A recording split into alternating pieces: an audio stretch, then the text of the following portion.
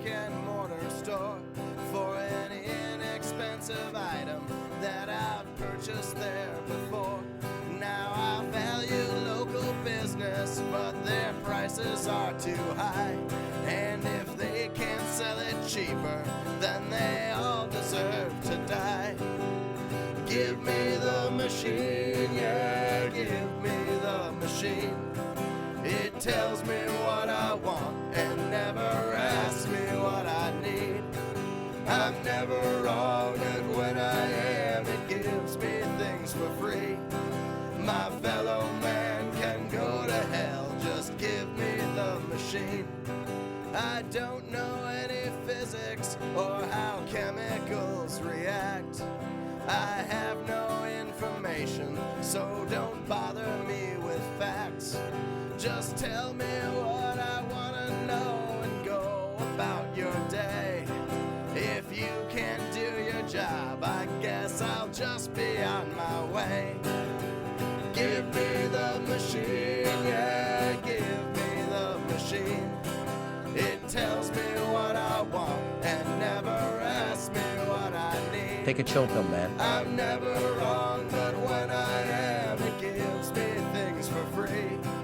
My fellow man can go to hell, just give me the machine.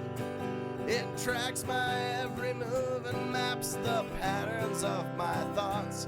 It can half predict the future based on random crap I bought. It sends me sweet reminders of the history we share, stored upon some server farm within some super villain's lair. Give me the machine, yeah, give me the machine. It tells me what I want and never asks me what I need. I'm never wrong, but when I am, it gives me things for free. My fellow man can go to hell, just give me the machine. There's a warehouse full of peasants that fulfill my every whim. They're all pissing into bottles as to not get fired again. They might never break the cycle, they may never make ends meet, but it's nothing like the shame if I myself was in the street. So give me the machine, yeah, give me the machine. It tells me what I want and never asks me what I need.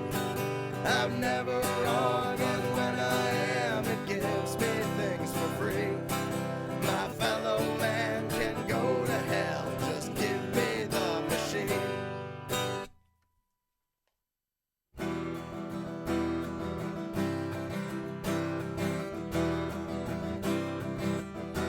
What time is tomorrow? What hour is this? How long have I been here? How much did I miss? Wherever I wander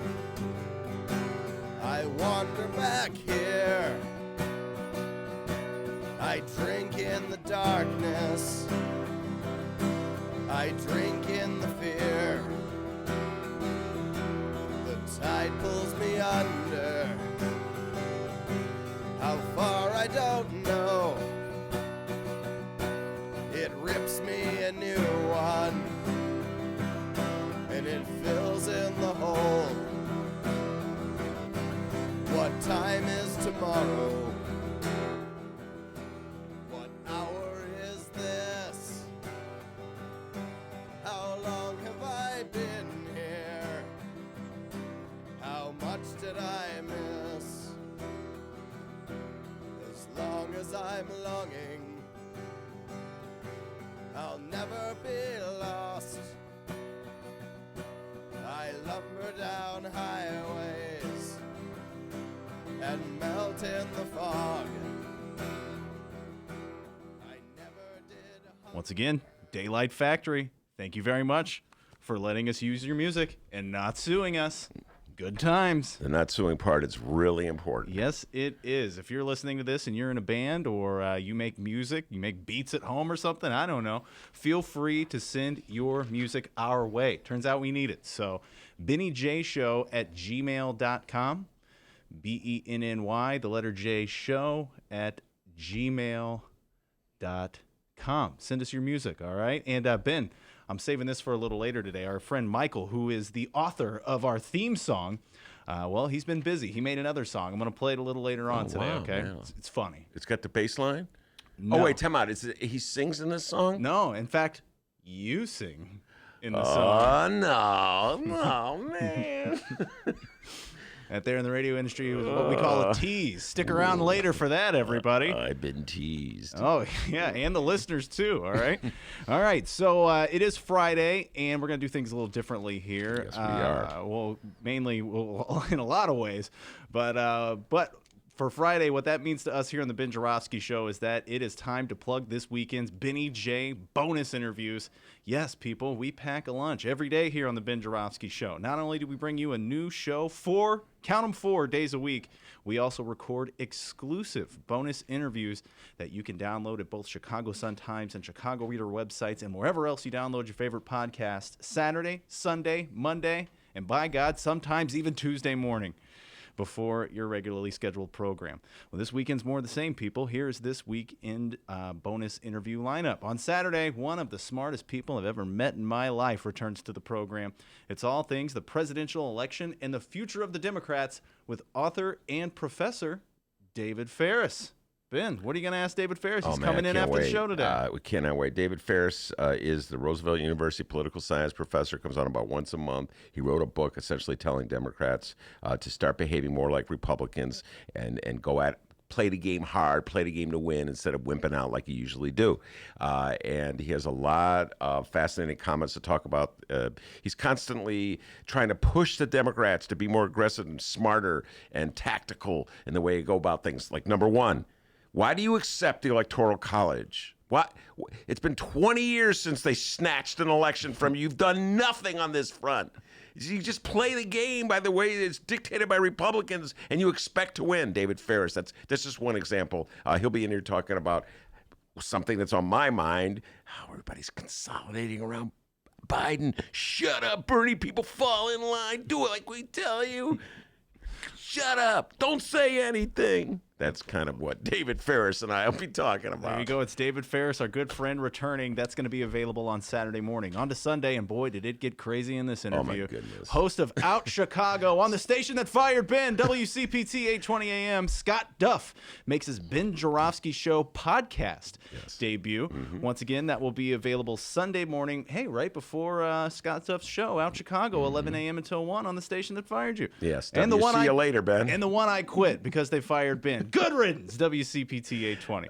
On Sunday night and available Monday morning, catch up on the local news that you may have missed this week with our Oh, What a Week It Was Best of Special. And finally, dropping Monday night and available for download Tuesday morning, download and listen as we go beyond the column. It's the latest podcast special Ben and I have been doing, where we not only take a deep dive into the latest Chicago Reader column from that fella right there, Ben Joravsky, but we also go back into time and read a column from Ben Joravsky past. And we'll have special guests for this episode as well, David Ferris and our good friend Pat Whalen. We encourage all of you listening, especially those on YouTube, to go subscribe to the Ben Joravsky Show and download these bonus interviews. By the way, we try not to beg here too often on the show, but for the love of God, if you go do that, give us a rating. Give us a thumbs up. Tell the people you like us. They have a 5-star rating, I believe, on Apple Podcasts. So the golden Ben Joravsky rule. 5 stars only. I remember that one from back in the day. All 5 right. stars only. All right? I don't want any of those 4 stars, 3 stars, 2 stars. By the way, live stream chat room. Where the hell are you at? Weigh in. Pat Rod, Brianna, can you hear us? Are we talking to ourselves? Please let us know. All right, let's get the show started here. Your Ben Joravsky Show for Friday, March 6th is just moments away. But before we get into that, we got to thank the following unions for jumping on board and sponsoring this program. Unions like the International Association of Machinists and Aerospace Workers, Local 126 and District 8. The International Brotherhood of Electrical Workers Local 9 are sponsors. The International Union of Operating Engineers Local 150. And, of course, today's Ben Joravsky Show was brought to you by our good friends at the Chicago Federation of Labor. Benny J., we all need a song of the day. Well, I think it's appropriate that the song of the day be linked to the person who's in the studio who has not been introduced.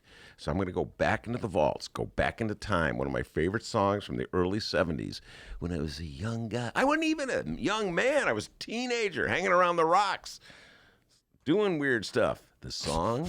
Doing weird stuff. Which is now legal. Oh, okay. Back then it wasn't. Smoking pot. And the song that I'm going to sing is called Ventura Highway in the Sunshine. My favorite parts of the song of the day is your guitar at the end of it. Have you ever heard of that song, Ventura Highway? I think so. I love Ventura Highway. All right. It's one of my favorite songs. All Pretend right. trivia points. Who sings it? No one cares. The Ben Joravsky Show starts now.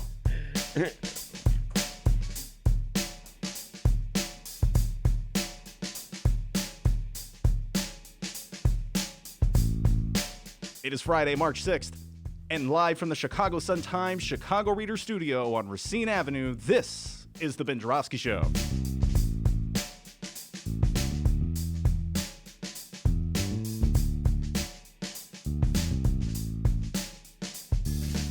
Today on the program, Rachel Ventura is here.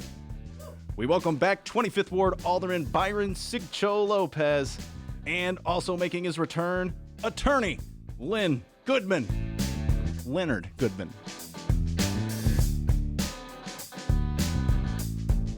And now your host, not an alderman or an attorney, Chicago Reader columnist, Ben Joravsky. Yeah, I'm not a lawyer. I'm not an alderman. But I am Ben Joravsky. Hello, everybody. Ben Joravsky here calling this Fall in Line Friday. And here's why. Because everywhere I go, everybody's telling me to shut up and fall in line. That's correct. Yeah, the primary's over. Biden won. Shut up, you Bernie supporters. Fall in line.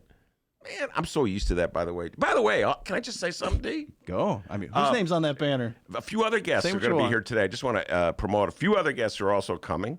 Rummana Hussain will be here at 1:30. Oh, I forgot to put her on my list. Yes, Rummana, the Rummana Rundown every Friday on the Ben Joravsky Show. Leonard Goodman, indeed, will be here at 2. Lorene Targos will be here as well with Byron Sigcho-Lopez.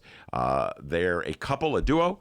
Lorene, a huge Bernie Sanders supporter, EPA activist, and a regular on the Ben Joravsky Show. So we'll have a lot of political talk, broadening the discussion. I'm about to introduce right now how everybody's telling Bernie supporters to fall in line. You know what? I'm just going to bring Rachel Ventura out right now because it's only appropriate that she address this issue. So, Rachel, welcome back to the show, first of all. Thank you. And before we go any further into the whole fall in line situation where everybody's telling Bernie supporters, shut up, the election's over, Biden won 10 states or 10 primaries and Super Tuesday, leave, go, just endorse Joe Biden, okay? End it.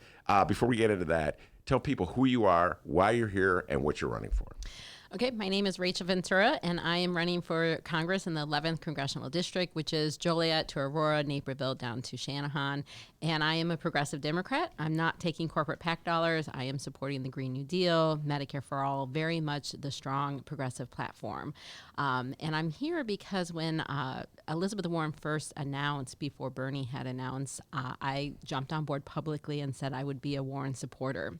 Of course, when Bernie then announced, it made it very difficult for me. I was a Bernie supporter in 2016. I have run, I currently serve on the Will County Board. I ran in that election for a government that works for everyone. I keep running on that platform. I do believe in it. And so at that point, I said I would endorse Bernie and Elizabeth because of the platform that they were supporting. And last time I was here on the show, we talked about the unity, the not letting them tear the progressives apart, that we needed them to come together. We needed their supporters when it came to the convention to very much be behind Bernie. So a few days ago, we had a barnstorm in Aurora for Bernie, and I contacted Ben saying that we were going to endorse Bernie Sanders because of the shenanigans of, once again, the Democratic Party. They've been putting a lot of pressure on those presidential candidates to drop out, and they knew that if they went into Super Tuesday with a split vote, Bernie would come out as the top winner, and the Democratic Party couldn't have that. So they put pressure on Pete and Amy, and Tom dropped for his own reasons, I think. Tom Steyer. Yeah, he saw the writing on the wall when it came down to how much money he'd put into South Carolina. So I think that he did it because he knew that that wasn't a path forward for him. But the other two definitely dropped to give Biden that bump. Right. And so who knows what promises were made. But we need to make sure that we're doing the same thing for the progressives and getting behind our top vote getter and pushing that progressive agenda. Well, and just to remind folks, when you're running the 11th Congressional, you're running against an incumbent Democrat, Bill Foster. So in many ways, there's parallels between your race for Congress and Bernie Sanders' race for president. You're coming at it's basically the left versus the center in the Democratic Party. Absolutely, and Bill Foster did endorse Biden, and so it's very much that parallel. Do you want a bought and paid for politician who's going to change nothing and keep the status quo so our government only works for a select few? Or do you want a progressive Democrat who is going to take over our party and make sure it's for the people, have the populist message, and not take those corporate dollars so that we can actually represent people and have real change in this country? All right, well, let me conjure up my inner centrist and come at you right here.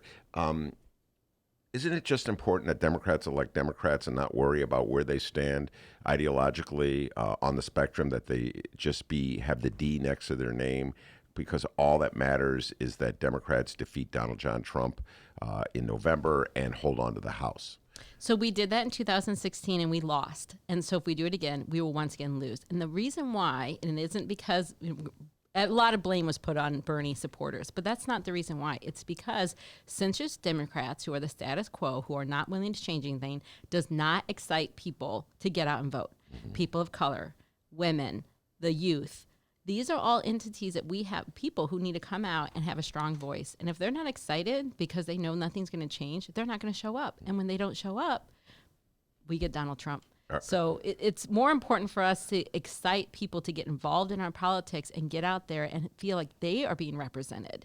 And that's what Bernie Sanders is doing. He's turning out new voters. He's making sure people who have, in the past, minority groups who have not had a voice and have not had policies written for them, he's supporting those policies. He's supporting those people. And that's what we need to do. All of us need to come together and say, look, a vote for Biden is basically a vote for Trump. You explain that. Because if you vote for Biden and he goes into the nomination, he's going to lose. Democrats aren't going to show up, right? Bernie supporters aren't going to show up.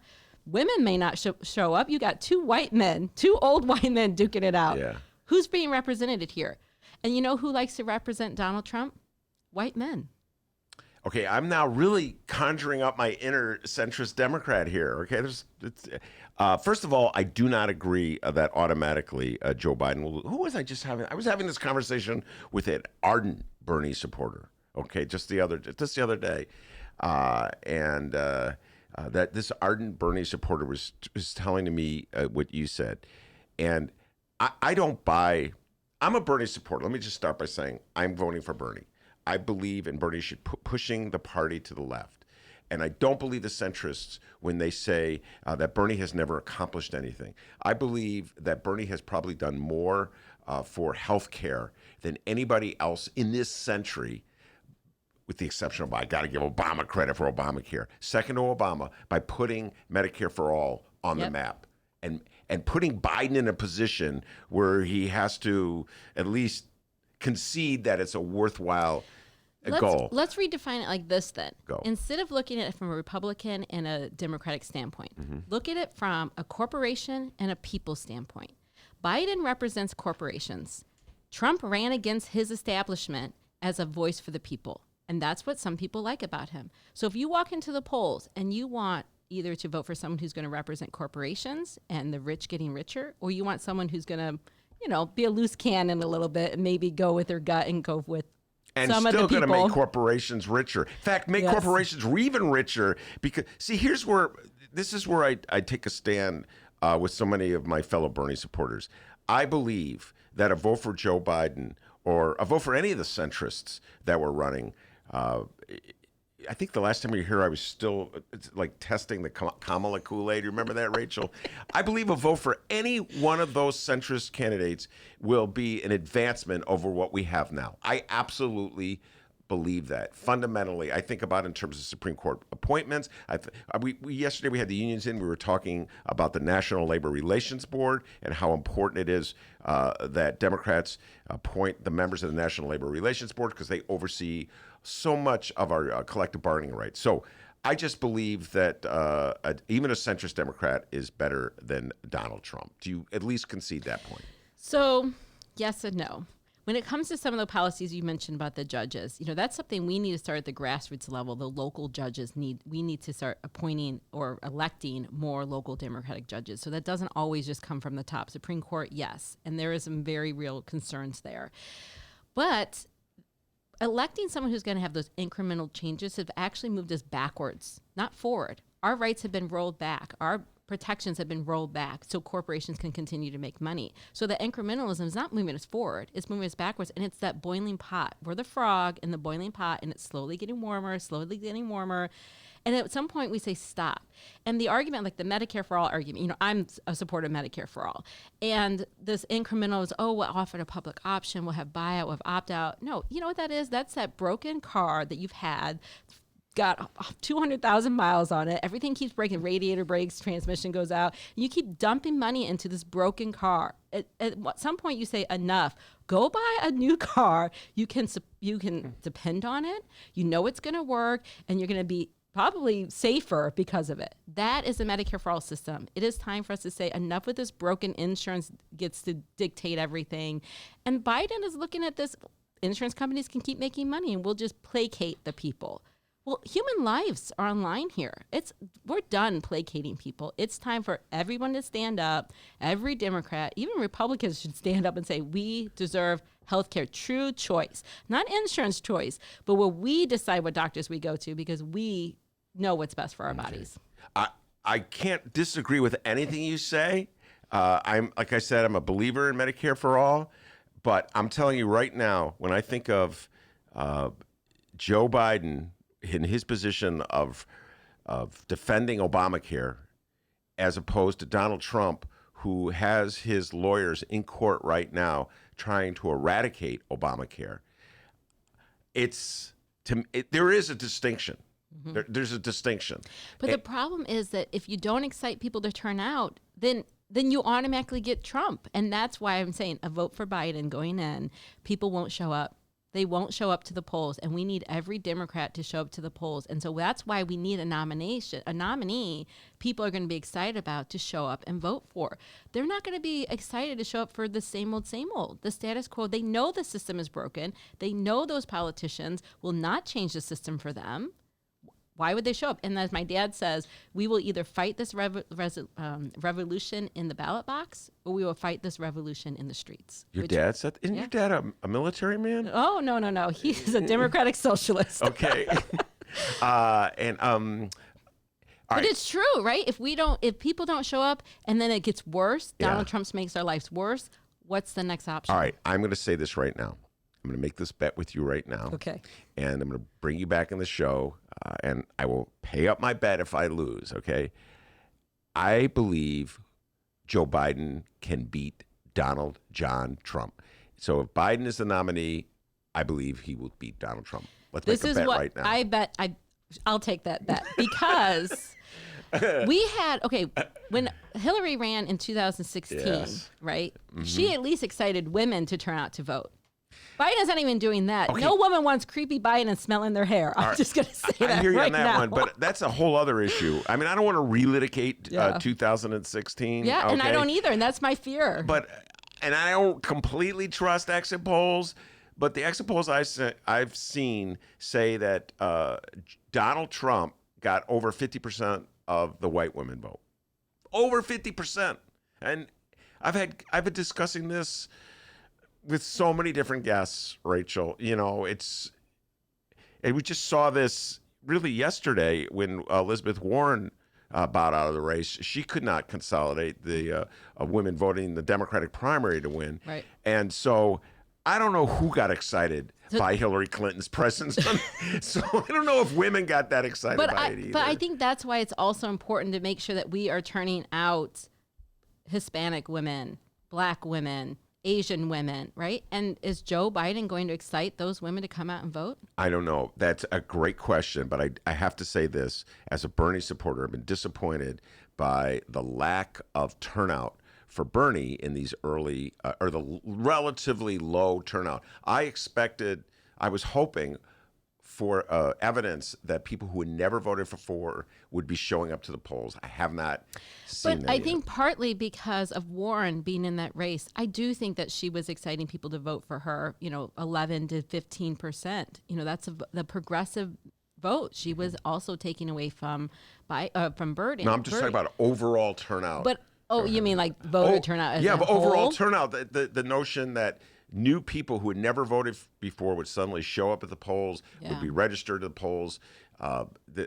Historically, the only thing I can think of, which is way before your time, is in Chicago we had a mayoral election in 1983 when Harold Washington was victorious. There he is right there. And the turnout was unbelievable, Rachel. It was the percentage of people, not only just like the number of people who registered rose, but then the portion of the registered voter, I forget how high it was, over 80%. I've never seen anything like it before or since.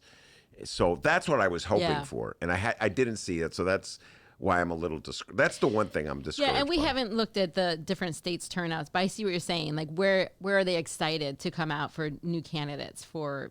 And we saw that in Obama when he ran. There was larger turnout of voters who had never voted before, felt that this was something different, someone they could get behind, and they turned out. And that's what we didn't see in 2016. We had a huge drop off from when Obama ran in both of his terms to in the 2016 race. All right, fair enough. Before we turn over to Dennis for news, and you can participate in our news segment, one more time, tell them who you are, what you're running for, and where they can get a hold of you. Yep, my name is Rachel Ventura. I'm a progressive Democrat running for Congress in Illinois' 11th District, and you can find me online at electventura.com and every social media platform under Elect Ventura. And I know the last time you were on the show, I did that gag about the Ventura Highway as well. And I think I talked about Robin Ventura. So I could have, I thought about singing Rockin' Robin, which was the song that the White Sox used to play when Robin Ventura came to plate. Yes. But I went with the Ventura Highway theme. All right, Dr. D, give us some news, and let's see, maybe Rachel will riff on the news with us. How's it going, everybody? For the fourth and final time this week, let's find out what's happening in Chicago and or Illinois this afternoon. And as we typically do, we begin with the Illinois governor. Big problems become big problems when you let small problems sit. Very wise man. Very wise man. Today, J.B. Pritzker is at Fenton High School in Bensonville to talk about the school's advanced placement program and the state's investments to keep such exams affordable for Illinois families. It's very important. Moving on, and get out that giant, goofy-looking pair of scissors because today, Chicago Mayor Lori Lightfoot joined housing officials at a ribbon cutting. It's at the newly renovated Mark Twain Apartments, but hey, it's not all luncheons and ribbon cuttings. Wait, Mark Twain Apartments on Division? Yep. Wow, I remember the Mark Twains back in the day. There was a fire there. I want to say, am I stealing your thunder in your news report there? Keep going. Anyway, I just remember the fire, walking down the street and a fireman. I think a couple people died in that fire. Yeah, well, glad to see the Mark Twain's still alive. That's a low-income, what's it, like single occupancy, right in the middle of a rapidly gentrifying area. They tore down Cabrini Green. And so I guess they're keeping the Mark Twain Apartments. It's not all luncheons and ribbon cuttings when you're the mayor of the city, all right? This is a tough job, okay? You have to deal with budgets, bargaining agreements, corruption, and unfortunately, you have to deal with these damn pesky aldermen who are constantly trying to look out for their constituents. How rude! What's wrong with them? Yeah, I know. What are they thinking? It looks like the mayor may have hit a nerve with one of her fellow city council members. So yes, people, it is time for everyone's favorite 29 Chicago political soap opera that has finally returned in 2020. It is time for A Mayor and Her Aldermen. Yeah. We haven't. Yeah, you're right. It's been a while. Mm-hmm. First time 2020. Today on A Mayor and Her Aldermen, it's the Pilsen Put Down. Starring 25th Ward Alderman Byron Sigcho-Lopez. Oh, wait, he's a guest on our show today. He'll be here in about an hour. What a coincidence. With Laureen Targos, his wife. The following comes from the Chicago Sun-Times and the best damn City Hall reporter we'll see in our lifetimes, Fran the Woman Spielman. The headline reads, Lightfoot's Pilsen remark irks local alderman. Mayor Lori Lightfoot on Thursday risked insulting Pilsen residents with remarks intended to praise its resurgence.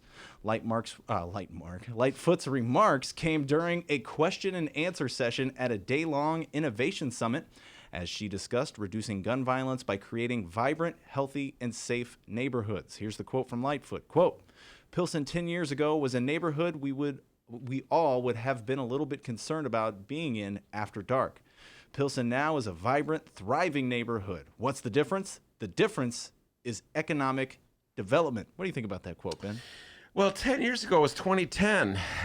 So, I mean, I kind of get what she's getting at, but I don't think it's appropriate from the timeline.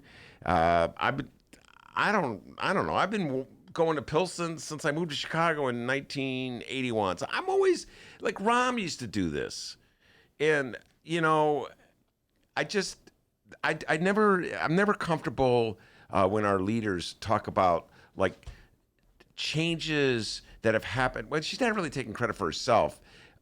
For herself by this, but Rom would do this, Daley would do this. It's like somehow or other, the world was a dangerous place filled with bad people until they got involved and started throwing TIF dollars here and there, and the world is safer now. And I've never been comfortable with mayors who do that. I always feel it's like really unfair to the predecessor and all the overwhelming socioeconomic problems that we're facing as a civilization, Rachel, to say, oh, you know, we've solved this problem. It's a wonderful place. Right. And it's just like, well, there's just so much embedded. There's so much bias embedded in that observation. And it's not even on a timeline accurate, because 10 years ago, like from their standpoint, Pilsen was already, quote unquote, improving by, quote unquote, gentrifying. Well, and what about the other side of that? If you're going to take all the credit from the past issues changing for the better, what about what's changing for the worse? Where's that at? You know, they didn't have to take credit for that part of it. So, yeah, nobody don't cherry pick. I guess that's my advice. Don't cherry pick. That is Rachel Ventura speaking, and her district is outside of Chicago, so she doesn't have to worry That's about right. what Lori Lightfoot says about her. That's right. Alderman Sigcho-Lopez branded the mayor's remarks about Pilsen, quote, insulting, and said they showed how, quote, disconnected she is from problems posed by the gentrification that has eroded the neighborhood's cultural identity. But he added, quote, we still have small businesses struggling and empty storefronts. We still have homeowners, especially the most vulnerable, struggling to pay their property taxes. We have a community that is still the victim of violence. To say this community is just thriving without acknowledging that we have many challenges ahead of us shows an administration disconnected from the reality of our community. Thriving for whom? We still see the most vulnerable being left out, the marginalized being left out of the conversation. Well, this gets into the larger question of what is progress in the city of Chicago. And to a large degree, Chris Kennedy said it during the 2018 gubernatorial election, quote unquote, progress in the city of Chicago has meant moving poor people out, moving working people out, and moving wealthier people in.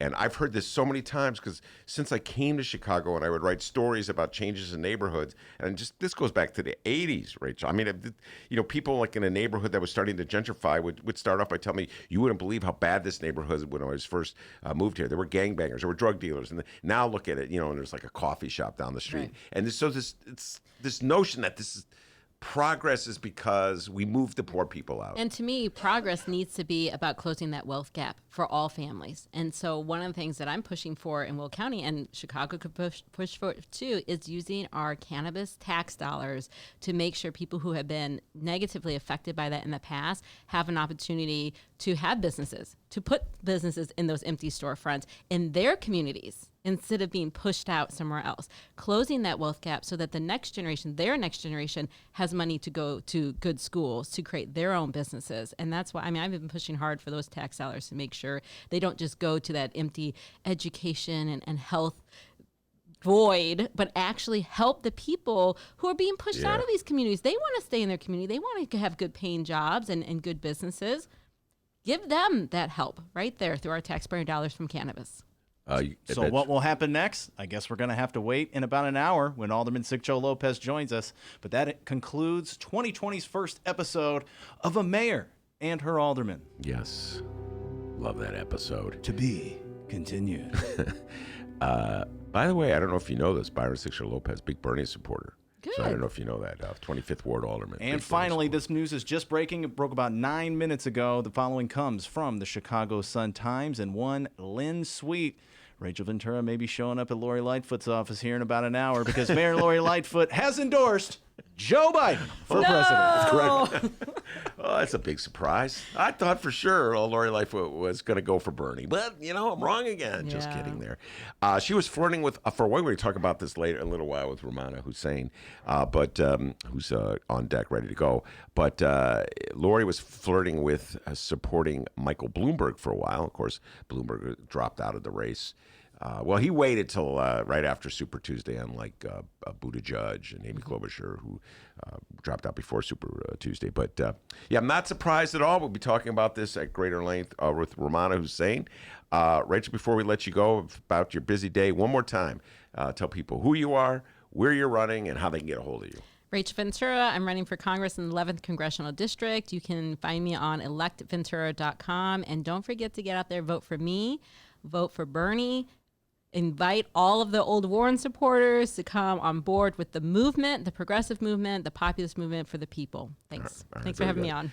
You're welcome, Rachel. Rummana Hussain is on deck. We'll be right back with Rummana. Read the Chicago Reader to get up to speed on what's what in Chicago. Culture, food, arts and entertainment, weekly concert listings, weekly event listings, the environment, travel. I can continue, but you get the point. And for all of you Chicago political junkies, raw weekly columns on real city politics from Maya Dukmasova and our very own Ben Joravsky. The Chicago Reader, free to the public in newsstands throughout the city and online at chicagoreader.com. Read it now and be a more informed Chicagoan.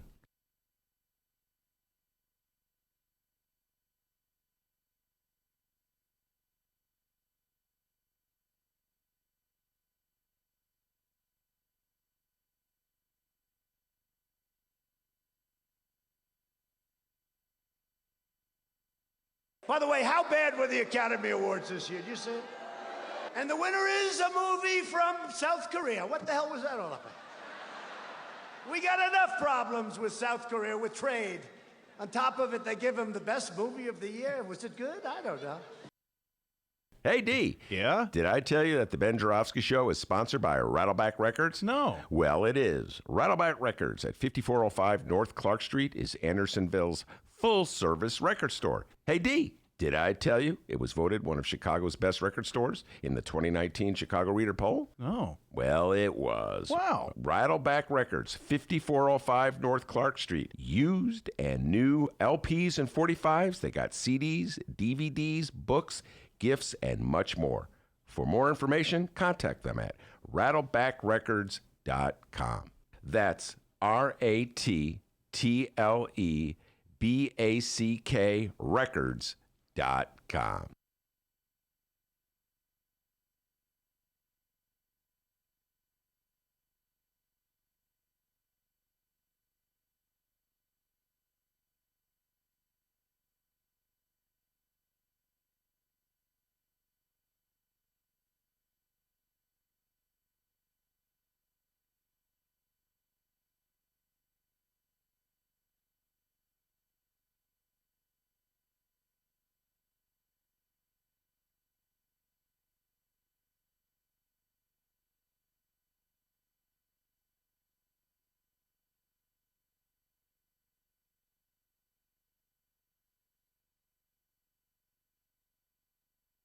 Welcome back to the Ben Joravsky Show, live from the Chicago Sun-Times. Rummana Hussain in the studio. Rummana Hussain in the studio.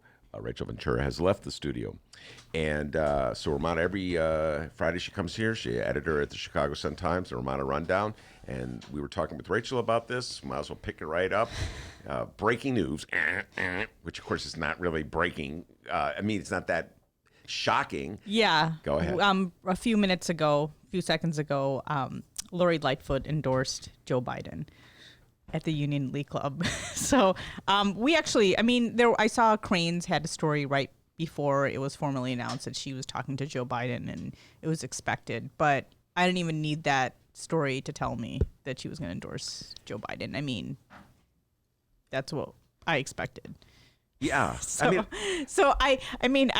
We alerted it, and I know why we alerted it, but between you and me and everybody else is listening, I don't know. Is it really a shocker that needs to be alerted? But well, no, Cranes broke it yesterday, so it was out there that this was going to happen, and there was a press release sent out.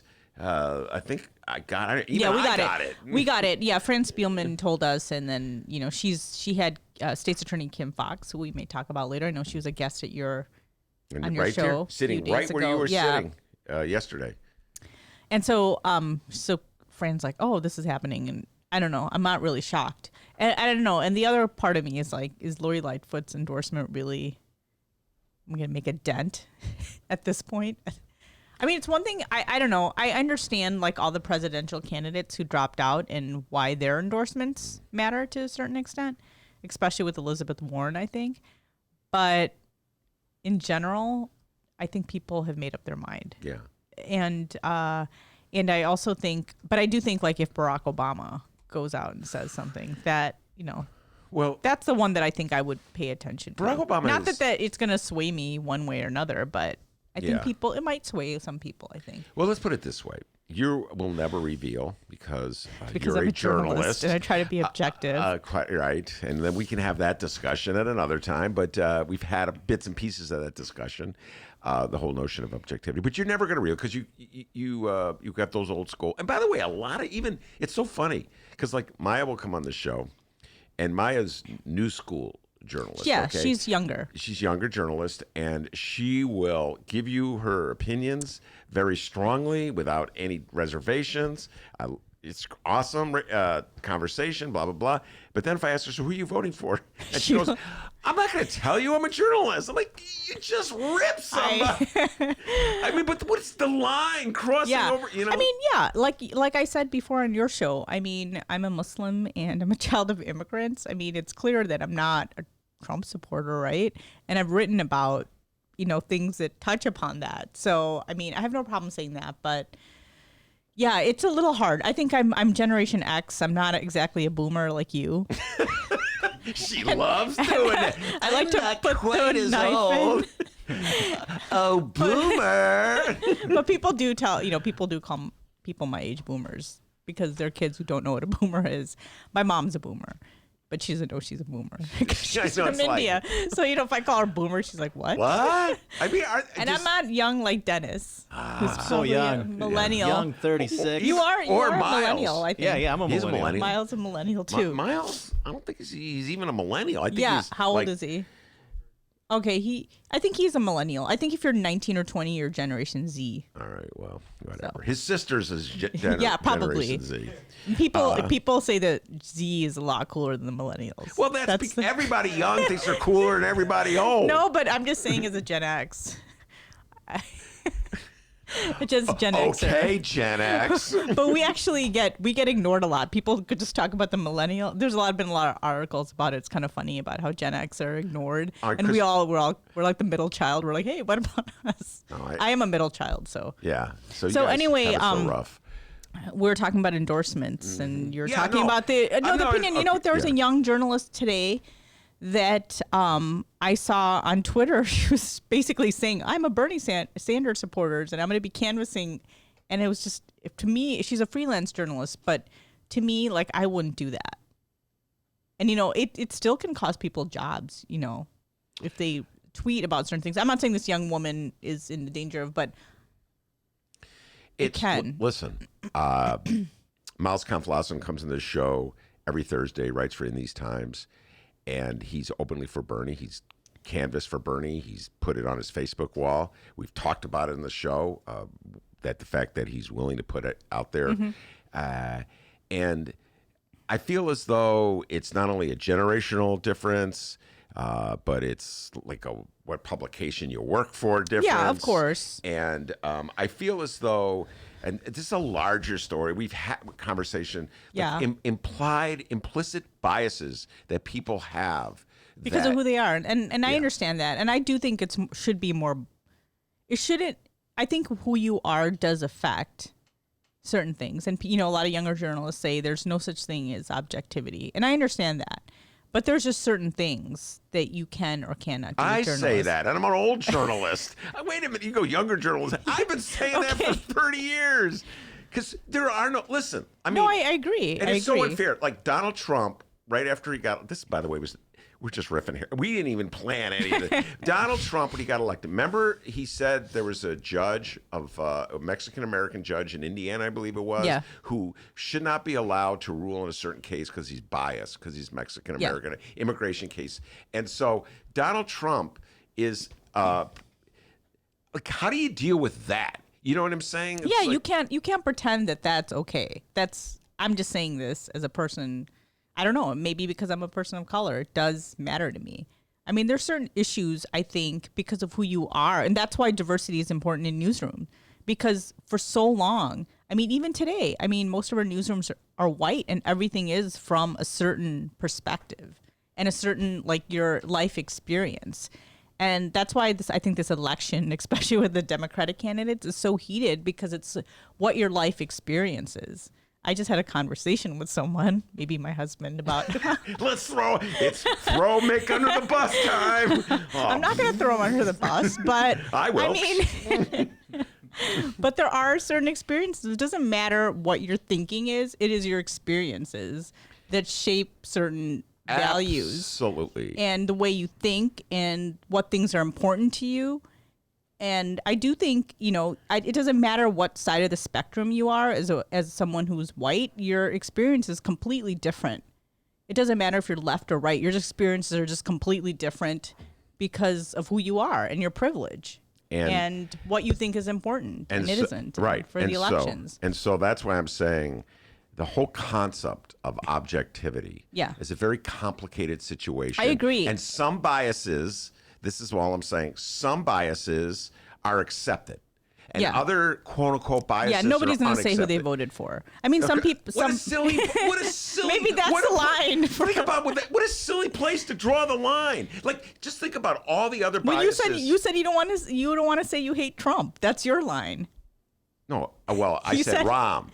I said Rom. You said Rom. Wait, I said Rom because you go, you hate Rom. I asked you and if you hated I don't Trump. hate Rom. I did ask you. Oh, yeah, you were stumped when I asked you if you hated Trump. Yeah, remember? I said, can I get back to you on that one? Yeah, that's true. Because but you say I don't hate Rom. That's your line. I don't know Rom. Yeah, that's what I'm saying. Like, you don't want to say whether you hate him or not. Yeah. Or you're just saying you don't hate him. Yeah. You like him.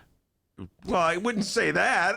Let's not go too far. That's what I'm saying. Like, there's certain. I'm saying that I have other choices between like and hate, Yes, right? I know. Okay, I mean it's and I really this is like the old hippie side of me, which you're gonna really let's make love fun everyone. Of me.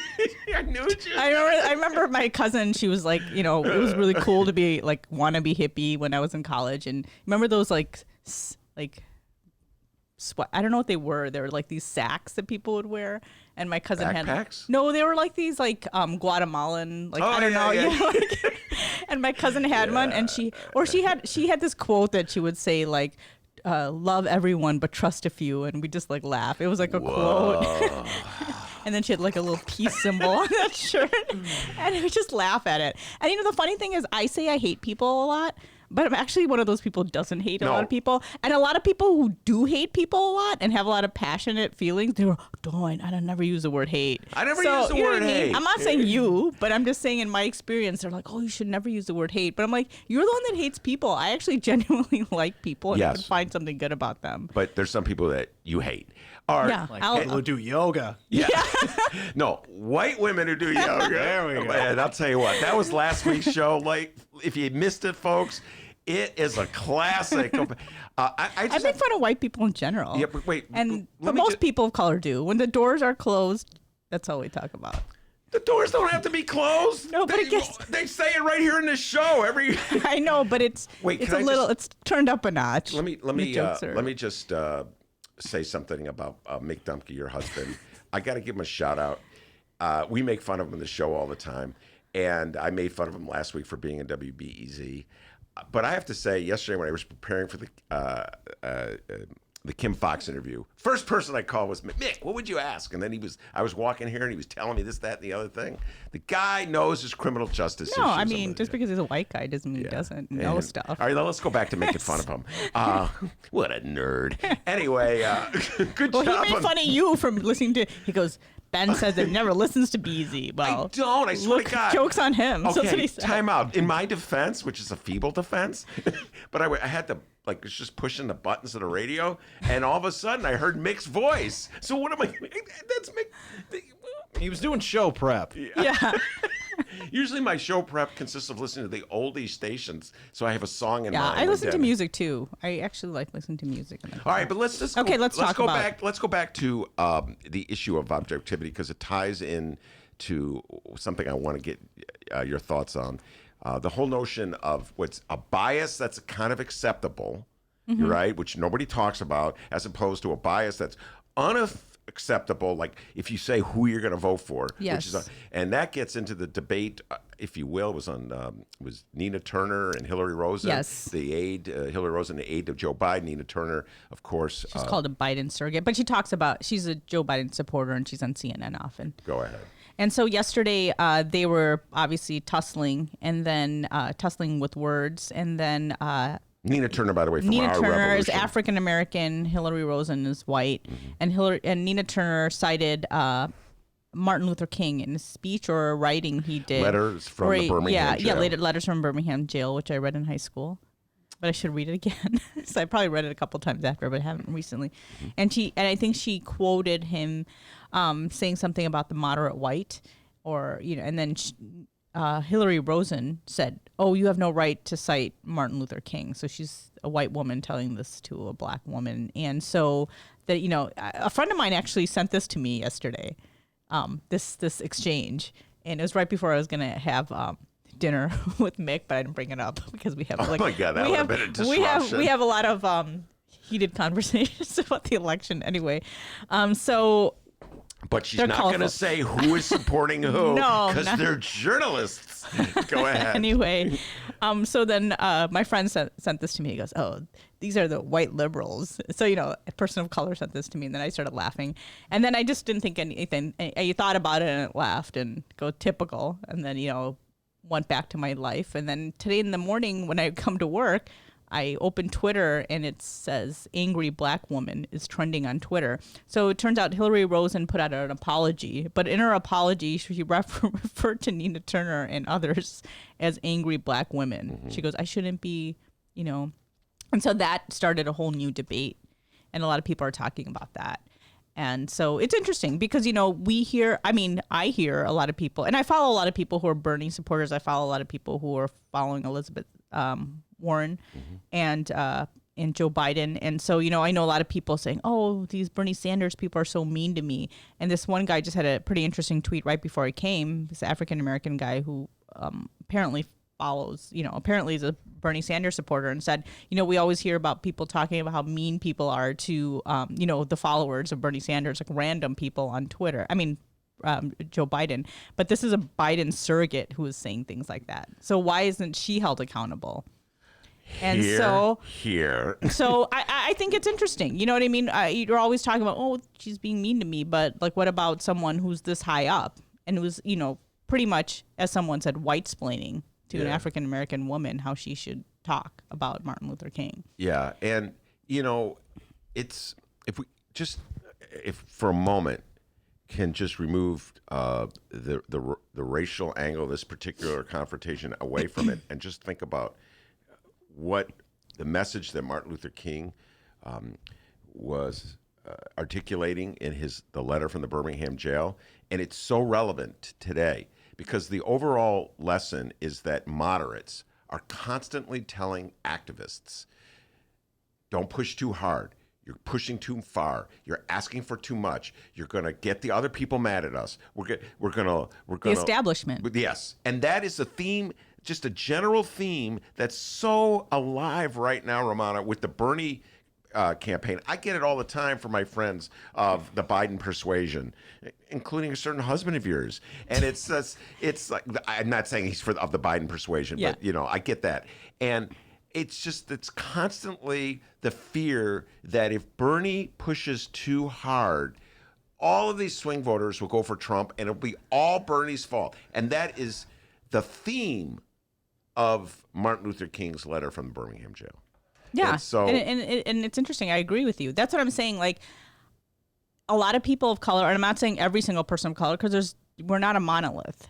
And it's just interesting, like, it's always a certain group of people, and they always tend to be white, telling everybody else how to think. I feel like, I don't know, as a person of color, like if you don't do this, this is going to happen. If you don't do this, this is going to happen. And I'm like, I am actually a person of color. And let's face it, Trump has been targeting, if anybody, brown people who he thinks are Muslim, even though Muslims are many stripes, but Arab, South, I'm not, South Asians who look like me or are like me. And, it's like, so we're not supposed to say anything or feel anything.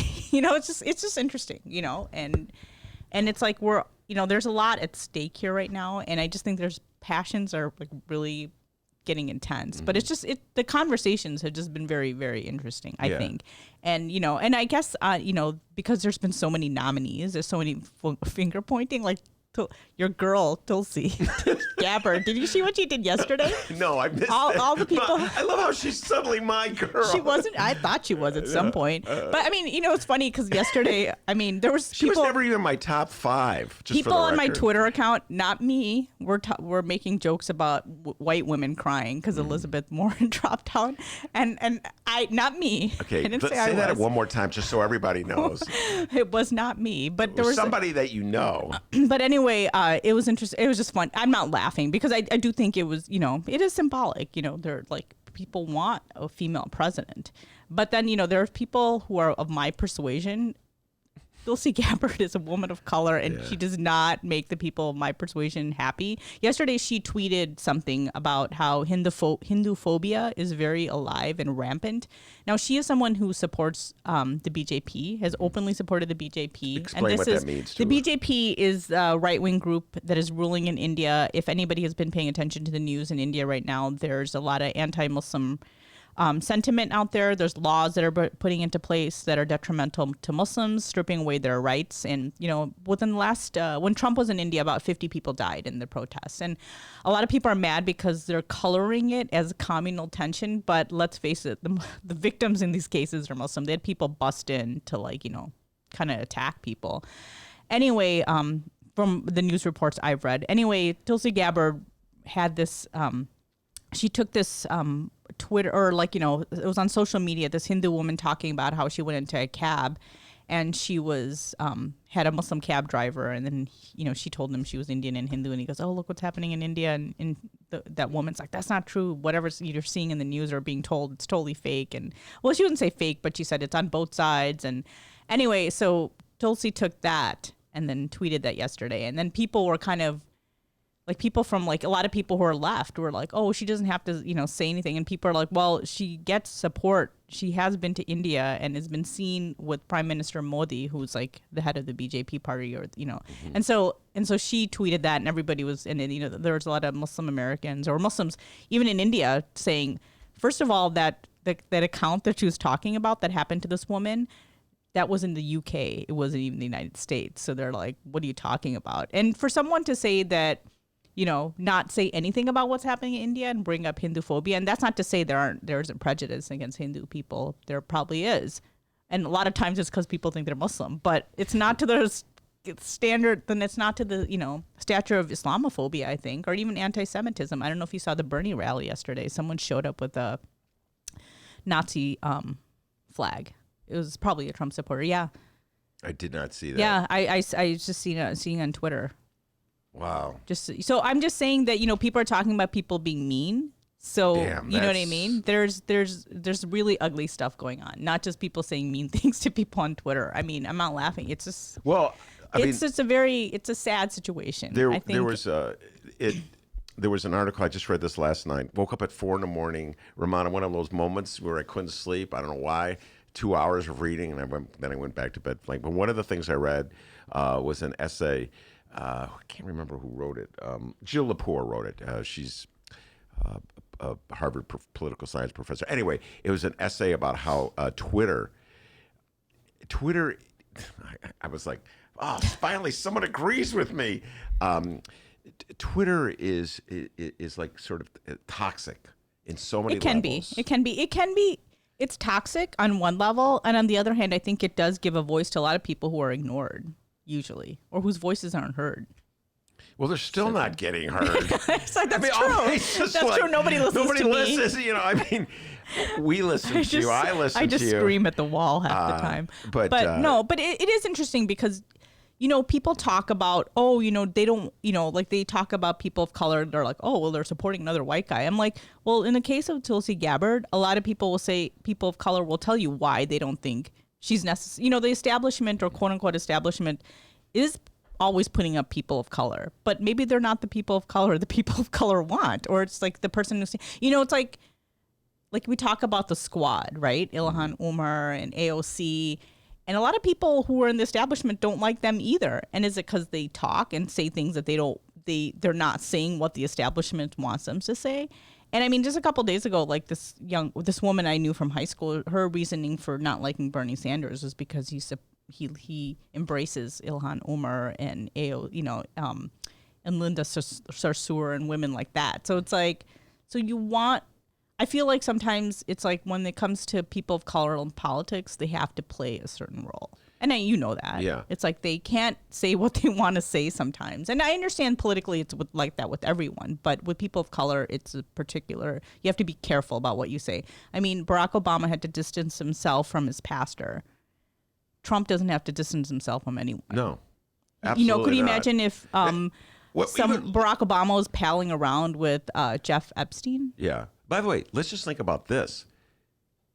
Not only I know we're going on tangents. No, but not only does Trump not have to distance himself from anyone, Republicans don't have to distance themselves from Trump. Mm-hmm. Trump's probably, I mean, you think of all the rules. This is one of my favorites. All the rules that Democrats play to, Trump violates them all, all the time. Trump's accused of rape right now. Chicago Tribune's editorial saying Bernie's gone too far, and they're supporting Biden, which, by the way, is anybody out there. We're on a tangent with a tangent. Anyone out there who votes for Joe Biden because the Tribune advises him, you guys should trade in your Democratic cards because they're the most right-wing Republican outlet. All right, anyway, but they still won't acknowledge the fact that Donald Trump has a rape accusation again. And I know we've talked about it on the show. Yeah. You're a fan of the writer. And so Eugene Carroll, she's one of the So there's two sets of rules. Absolutely two sets of rules. Well, I don't know if you saw, should I call him your boy, Bill Clinton? It's like his boy. Why not? He's very citrus today. So his latest interview, he said that tattoo? Yeah. In his latest interview, he talked about why he had the affair with Monica Lewinsky, and he said it was to relieve his anxieties. And I think a lot of women were upset about that. I mean, it's just like, God, Man, Clinton if he only inhaled. Yeah. He is such a. So how did I miss that? I was up at 4 Oh my in the morning. God! It was in the New York Post, but then like a friend of mine from high school put it on Facebook, and it's like you gotta laugh. It's like, That's God, so twisted, it's like I was waiting for Monica Lewinsky to say something because she's on Twitter and she does tweet. That's the one good thing I like about Twitter. Monica Lewinsky. Yeah, she's. And I mean, as a woman, it's just sad that this guy. I mean, he makes millions off of speaking engagements, and her life pretty much, it changed her life, not for the better. Yeah. And I'm just saying as a woman, I think there was people were upset yesterday at his comments. I think Hillary Clinton was interviewed in this too, and he talked about how he was out of line. But to say that it was to relieve his anxieties or that's anxious, I don't know what it was. Really but weird. It was just weird. I'll send you a link. Send it. Yeah, we could talk about that next week. I wish you'd send it to me earlier. Sorry, missed that one. I didn't mean to call him your boy or Tulsi your girl. No, that's okay. You can call them both. I don't care. Clinton's one of the few that I could do of sort of a halfway decent. You got a good one. Let's hear it. Wait, now, come. So when I do it, all of a sudden Ken Davis pops into my mind. I love Rummana. Rummana's a good friend of mine. That's real good. Yeah. Rummana Hussain every Friday in the Ben Joravsky show. Now do your Bernie. Rummana Hussain on the Ben Joravsky show. I love her. She's so good. That's Larry Clinton David is your only good doing- impression. What's that? Said Clinton is your only good impression. Come on, man. What about Ken Davis? Oh, okay. We can't forget about that one. I love Rummana. Let's hear Oh your my Bill God. Clinton imitation. I'd start laughing when I do it. My family all does it because we all do the "I feel your pain" one because that's the one that the earliest one that Yeah. we remember. I'll feel your pain. I'm actually imitating John Travolta Yeah, that's what he used to do. Primary Sound like Colors, John Travolta. You do which sound is- like I was going to say yeah. Saturday Night Fever. Well, no, but John Travolta. Have you ever seen? The No, movie I never, Primary but I Colors? heard about it. It's really good. I actually Sure. recommend. I mean, it's not. By the way, you know what? This is one of those moments. Recommendations. We Well, don't even talk before about we get Kim to Fox. recommendations, we'll get to recommendations. But this is a confession. I was wrong. You were right. It's not easy for me to say this, but it was true. Last week in this show, Rummana was alluding to a movie about Thomas Jefferson and Sally Hemings, and I said, "Are you sure?" Nick And, Nolte, right? Nick Nolte was was it? I don't know. Jefferson. And then she left the studio, and It was about sanitizing Thomas Jefferson's relationship with Sally Hemings. Yes. And that movie said that they were in love. Yeah, a really stupid movie, by the way. I never saw it. I went back afterwards. you watched it? No, I didn't watch it. I clicked on the previews. They have the trailer, really dumb. So anyway, you were right. I was wrong. I'm pretty good at pop No, you culture. That's really the one are. thing maybe I'm better at you and Mick Dumke. I can talk about pop culture. Maybe from Mick, not music, but Kind of 90s. I'm just saying. You're like in the 90s. no, I know I know I have to tell Mick about certain pop culture icons that are problematic now because he's like, oh, I love that guy. Have you heard And of I'm the like, Chainsmokers? Is it a band? It's a group, yeah. Yeah. That was a wild guess. Sometimes I figured it sounded like a very hipster kind of band. Well, it's not a band, more like, producers, beat Oh. makers. I don't even. It's a long story. Let's not even go there. All right. What are your recommendations? Well, I did start Narcos Mexico. We were talking about Narcos before the show. So there's 3 seasons of the regular Narcos, and there's Narcos Mexico. So this is the 2nd season of Narcos Mexico, and it's very good. I am watching it with Mick. And the other thing I listened to, which is really funny, and the way that I came upon it, is this podcast. Radio Labs in New York is doing this podcast called The Other. Do you listen to podcasts, Ben? Yeah. Are you kidding? Oh, I do don't a know. podcast. I don't know if it was too I could just say this. hip for you or. Well, I don't know if the ones I listen to are hip, but whenever I drive, Dennis and I you drive drive. home. Okay, well, I'm the one who drives here, and then anyway, whenever we go back home after the show, Dennis I didn't know you guys puts- carpool. That's very good. Yeah, we carpool on the back Way end back, of it. yeah. Yeah, and so yeah, I like to listen to them because they're masters of format that I'm trying to figure out.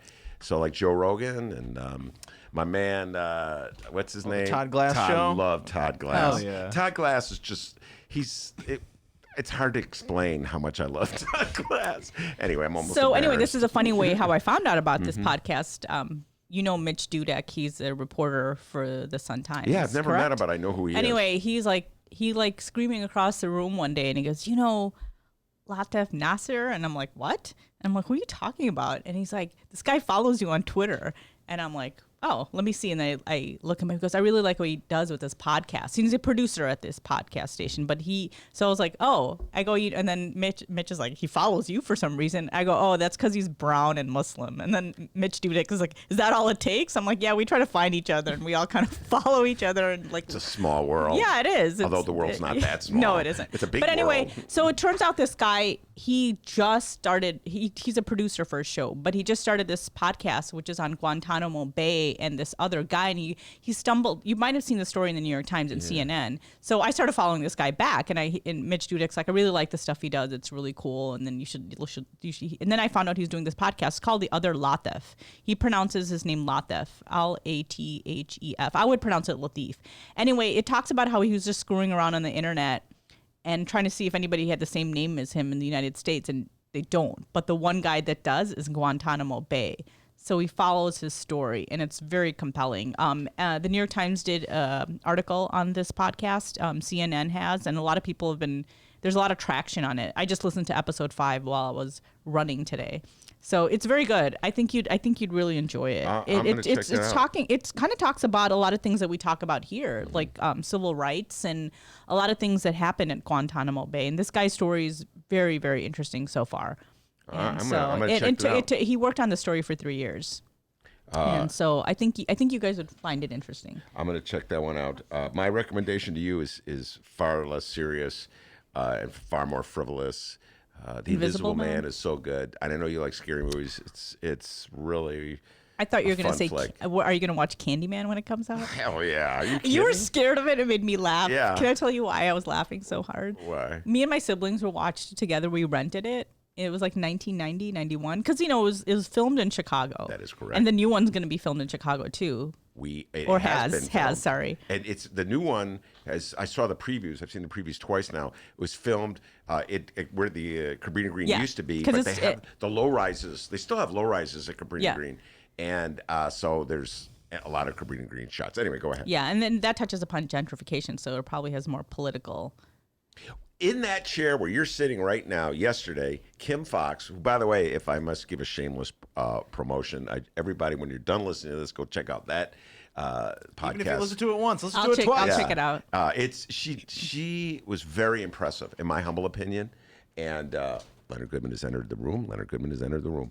She was very impressive. I know you're not allowed to say who you're going to vote for, but I was already going to vote for her, but I thought, did a great job, and we discussed Smollett Gate and all that stuff. I'll have to take a listen. Yeah, no, but she talked about, she grew up in Cabrini Green, and she talked about Candyman, and she talked about Smollett. She made like a Smollett reference to Candyman. Interesting. Yeah, man, I was like, whoa, I'm like 2 for 2 on this one, man. Candyman and Smollett Gate. Well, remember Virginia Madsen was in the movie, and she plays a researcher at UIC. Very good for knowing who the actress was. She's from the North Shore. Anyway, Michael Madsen and her both grew up in the North Shore. Anyway. Did not know that. Anyway, so there's this instant where she gets attacked while she's trying to look for the Candyman in Cabrini Green, or she gets mugged or something. And then they have a lineup where they have these guys say, because the guy basically who mugged her or attacked her said, "I'm the Candyman." Yes. And so like me and my siblings we just laughed at that whole movie. I can't believe it just you laughed made at us the movie. laugh. I was so scared. It was at so that movie. funny. Oh my god, I cannot believe. And then the you were Candyman that wasn't scared. scary. He was like, he had this distinguished British accent, and it was just funny. You know what? Then you may not find the Invisible Man scary. I was so scared of the Invisible Man. I had my hands like this the whole time, like, looking through the. You ever do this? You ever get scared when you look through your fingers? I do. That's when something gross is. I'm not even supposed to do that anymore because of coronavirus. Yeah, don't touch your face. Don't touch your face. Don't look. Anyway.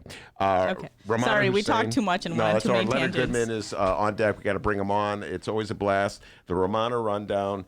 One last thing. Hunters ultimately. You didn't I mean, ultimately, was it worth all that time of my life? Hold on. You were just raving. I know. You were talking about it so much all this week. It's like any other series that I dedicate 10 hours of my existence to watching. When it's all said and done, is that all there is? That's the song. Is that all there is? And I'm like, why did I? Are you trying to sound like Pacino? No. That's my Marlene Dietrich imitation. I don't even know what Bill you Clinton. said. Oh, here, Pacino is great. I love Al Pacino. So anyway, I'm glad I watched it, but It probably won't be renewed then, I guess. well, I am the kiss of death for a video. Anyway, all right, Rummana, thank you so much. Thanks for Leonard having Goodman me. on deck. We'll bring him on when we return.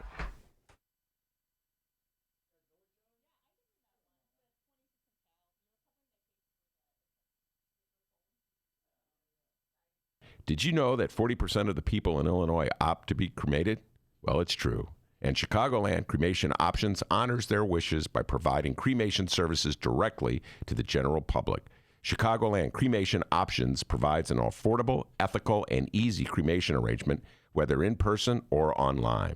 Save thousands and streamline the process by going directly to Chicagoland Cremation Options. It's a family-owned business operated by my good friend, Douglas Klein. Here's how you reach them. ChicagolandCremationOptions.com. One more time, ChicagolandCremationOptions.com.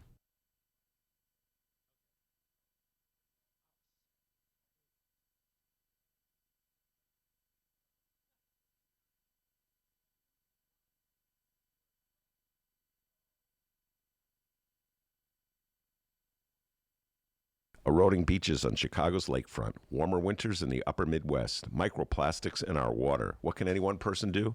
Our best hope for saving the planet and ourselves is through the power of we.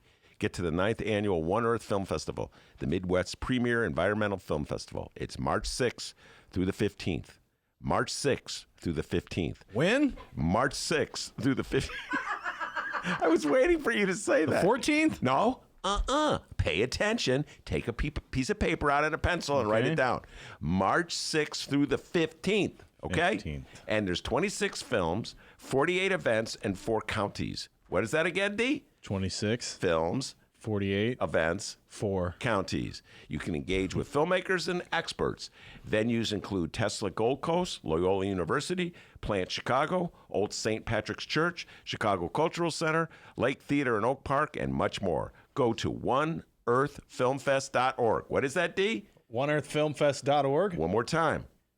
OneEarthFilmFest.org. God, are you good? That's correct.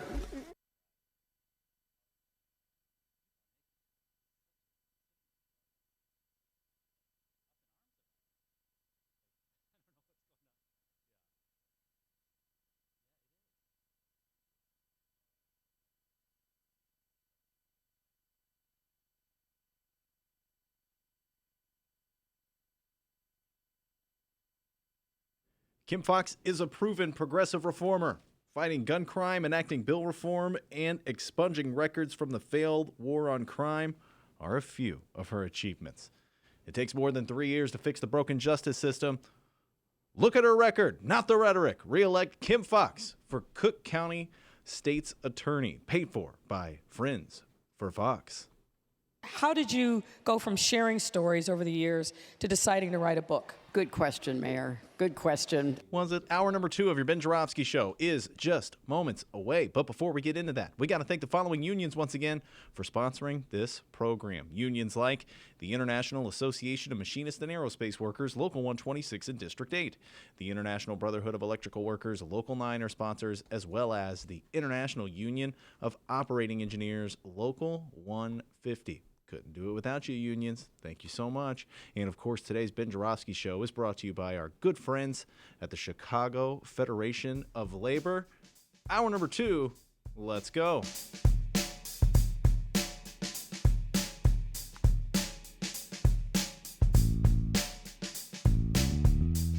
It is Friday, March 6th, and live from the Chicago Sun-Times Chicago Reader Studio on Racine Avenue, this is the Ben Joravsky Show.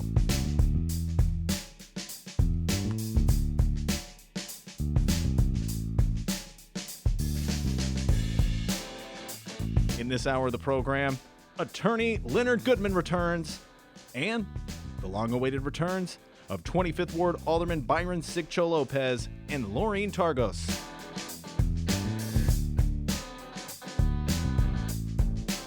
And now your host, Chicago Reader columnist, Ben Joravsky. Leonard Goodman in studio, Ace attorney, Rod Blagojevich's attorney. I think the last time he was in the show, the time before we did the deep dive on Jeffrey Epstein, still one of our most popular shows. May have to do another deep dive on Jeffrey Epstein, Leonard. Before we bring Leonard on, D, you got an update for me? Absolutely, I do. I want to remind everybody that we are in search for music. Attention, musicians. If you're in a band or you know someone who's in a band and they're looking to get some exposure, well, the Ben Joravsky Show is the place to play your music. That is, if you don't sue us. Don't sue us. Please don't. It's the last thing we're hiring Leonard Goodman if you do sue us. There you go, attorney at law, damn it. But no, if you seriously, though, send us your music. We've had a nice amount of people sending in music. Yeah, no, it's cool. It's awesome. We want to give a shout out right now to our friend Michael. Not only is he the author of that song you just heard, Michael's having fun here, and he sent us another song. I can't believe he did this to me. Yeah, this is funny here. It says here he sent it to, he knows I'm the one that reads the emails. By the way, if you want to send us your music, BennyJShow@gmail.com, BENNY, the letter J show @gmail.com. Michael reached out to us and says, "Hey Dennis, not really even sure what to say about this track other than you're welcome. Happy Friday."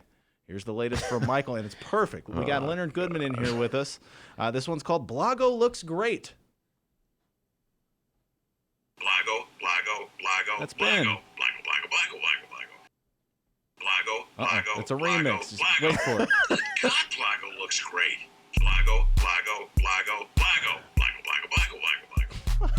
Blago, Blago, Blago, Blago, Blago, Blago, Blago, Blago. Oh, you are. It's looking great. Fit as a fiddle. Blago, it's looking great. Fit as a fiddle. Blago, Blago, Blago. This is awesome. Blago, Blago, Blago, Blago, Blago. There you are. Man, he looks as fit as a fiddle. Blago, Blago, Blago, Blago, Blago, Blago, Blago. That's pretty awesome. You really man. outdid yourself there, Michael. Thank you. I thought he was going to have me sing at the start of every show. Dennis makes me sing to make sure that the mics are on.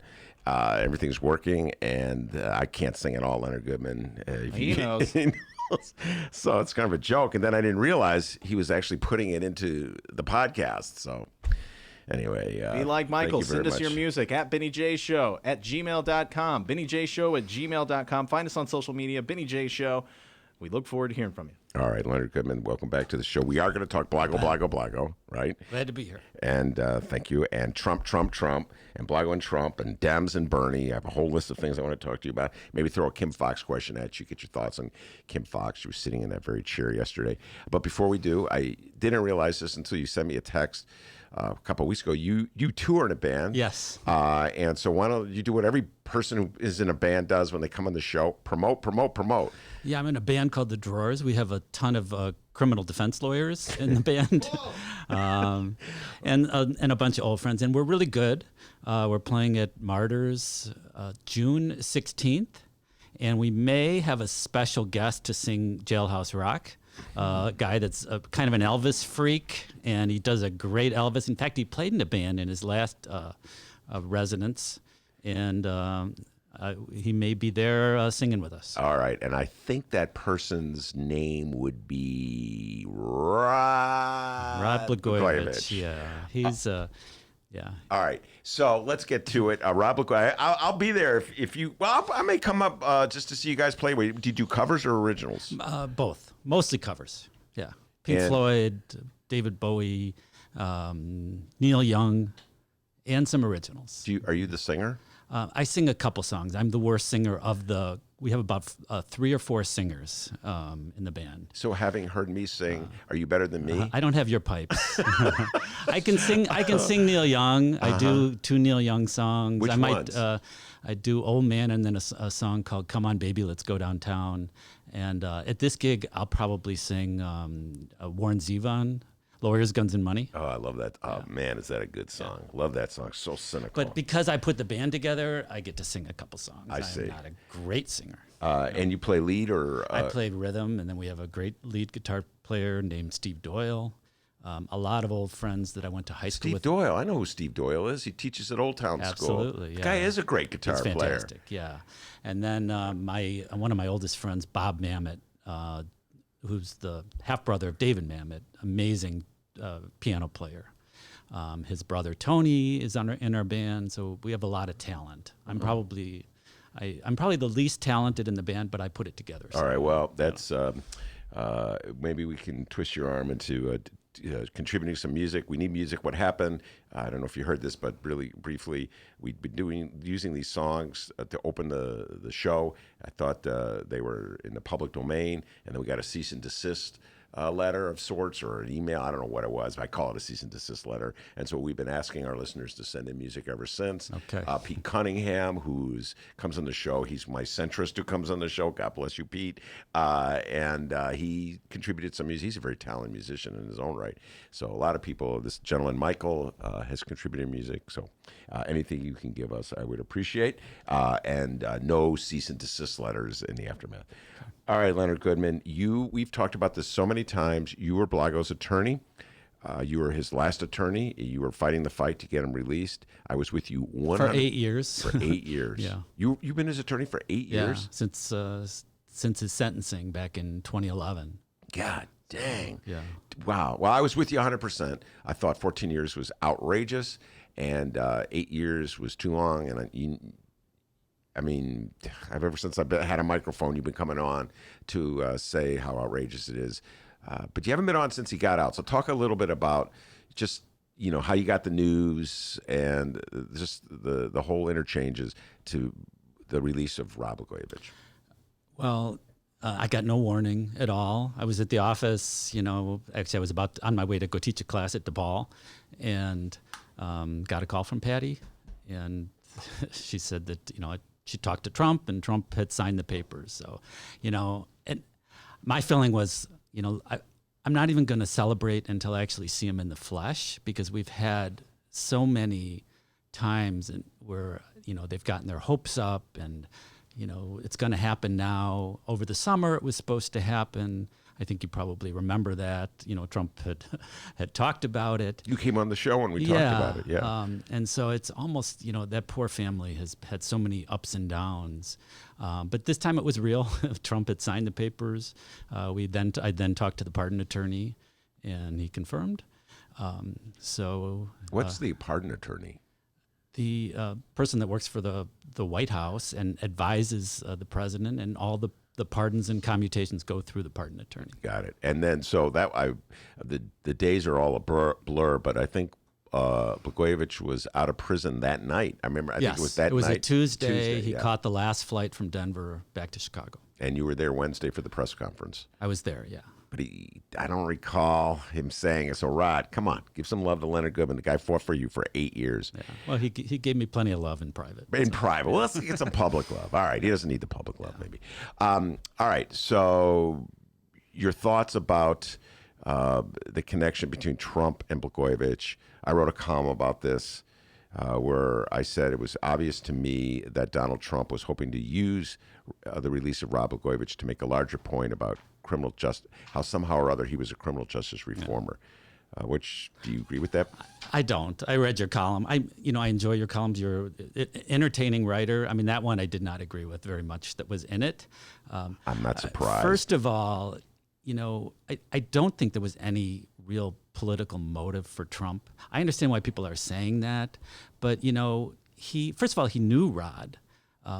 He knew his family from when they were on that show before Rod's trial, and he had spoken many times that he thought the case was unfair, thought it was political, didn't think he belonged in prison, thought the sentence was outrageous, and he was going to commute a sentence over the summer, and decided for whatever reason to float it in one of those press gaggles, and he got pushback. I would say an organized campaign of pushback from the Department of Justice, who sort of got their puppets out there to go and pester Trump and tell him, you better not. And he backed down. And the reason he backed down, we were told, is because he was getting it from both sides. So from Republicans and Democrats alike, did not want Rod out. And so I don't believe that there was any sort of political motive. Maybe with some of the other people that he commuted, there was, but I don't believe that's the case with Rod. I do think it was sincere that he thought this man is serving an excessively long sentence.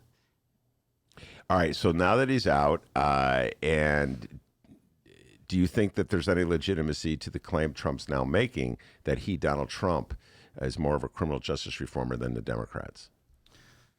Well, I mean, I do believe in giving Trump credit where it's due, and I'm not a Trump supporter, as you know. I'm a Bernie supporter. But, he's done some things. He did pass this thing called the First Step Act. In fact, this week on, I don't even know what date today is. On Wednesday, I was downstate in lovely Benton, Illinois, in the federal court with my client, a guy named Yuka Wadlington, who's trying to get out of prison. He's been in for 20 years. He's serving a life sentence. So some of Trump's reforms are helping, and I think finally there's some hope for people like Yuka and for other people. So yeah, he's done some things. And God bless him to the extent that he's looking in federal prison for people that are serving excessive sentences, not just Rod Blagojevich, but others.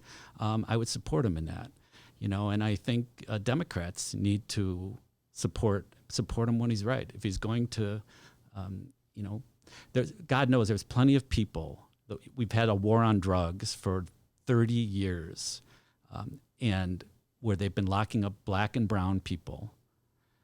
And it's time for some of these people to come home, serving, 20 to life. And if it were white people from the suburbs who also sell drugs, by the way, I can tell you, if those people were getting 20 to life, the war on drugs would have ended a long time ago. But because it's falling on, the burden is falling on minority communities who don't have the political power, it just goes on and on and on. And the feds won't even study. I mean, they won't even recognize that marijuana has any sort of medicinal value. I mean, up until a few years ago, they were raiding clinics that were, growing marijuana for sick people in California. So, the feds have a track record of just keep bad policies that never end because people profit from them. And so, to the extent that Trump can do something about that, I support him. Well, plenty of things that he does that I don't support. I agree with what you just said.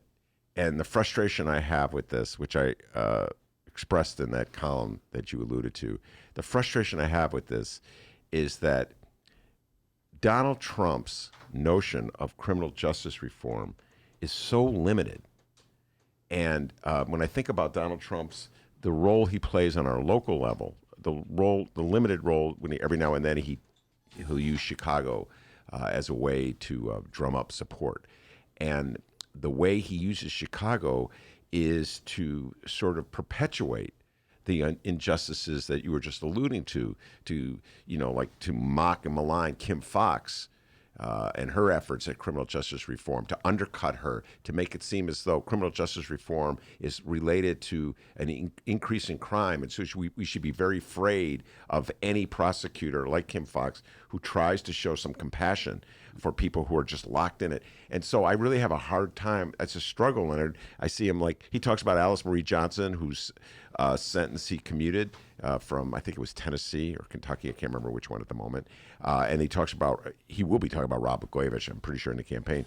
And then he ignores the fact that, he uses the Jussie Smollett case and Kim Foxx sort of as a way of fighting back and undercutting criminal justice reform. And yes, as you just said, the federal government will not legalize marijuana. There are people on a federal, it's causing so many problems for the marijuana industry, obviously, but it's also causing a lot of problems. People are in jail. So you see what I'm saying? I really struggle with this. Well, I totally agree with you there. I mean, I'm not saying Trump is going to be the go down in history as a great reformer of the criminal justice system. I'm just saying that when he is trying to do something positive, that people should give him credit or support him or work with him. That's all I'm saying. I agree with you about Kim Foxx and grandstanding on the Jussie Smollett case, which is, I mean, you just talked to Kim Foxx, maybe she made a mistake, but, she's done a lot of good. She's helping to get some innocent people out of jail. People are no longer having to sit in Cook County jail for 2 years because they're too poor to post bail. So she has been a reformer, and it would be a shame to see her,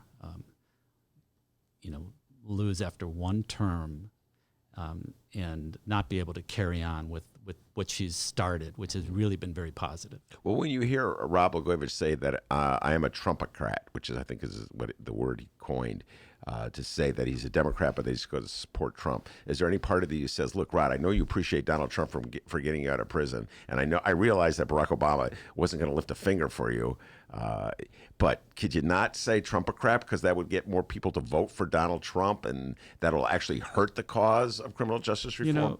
Ben, actually, I've had that exact conversation with Rod.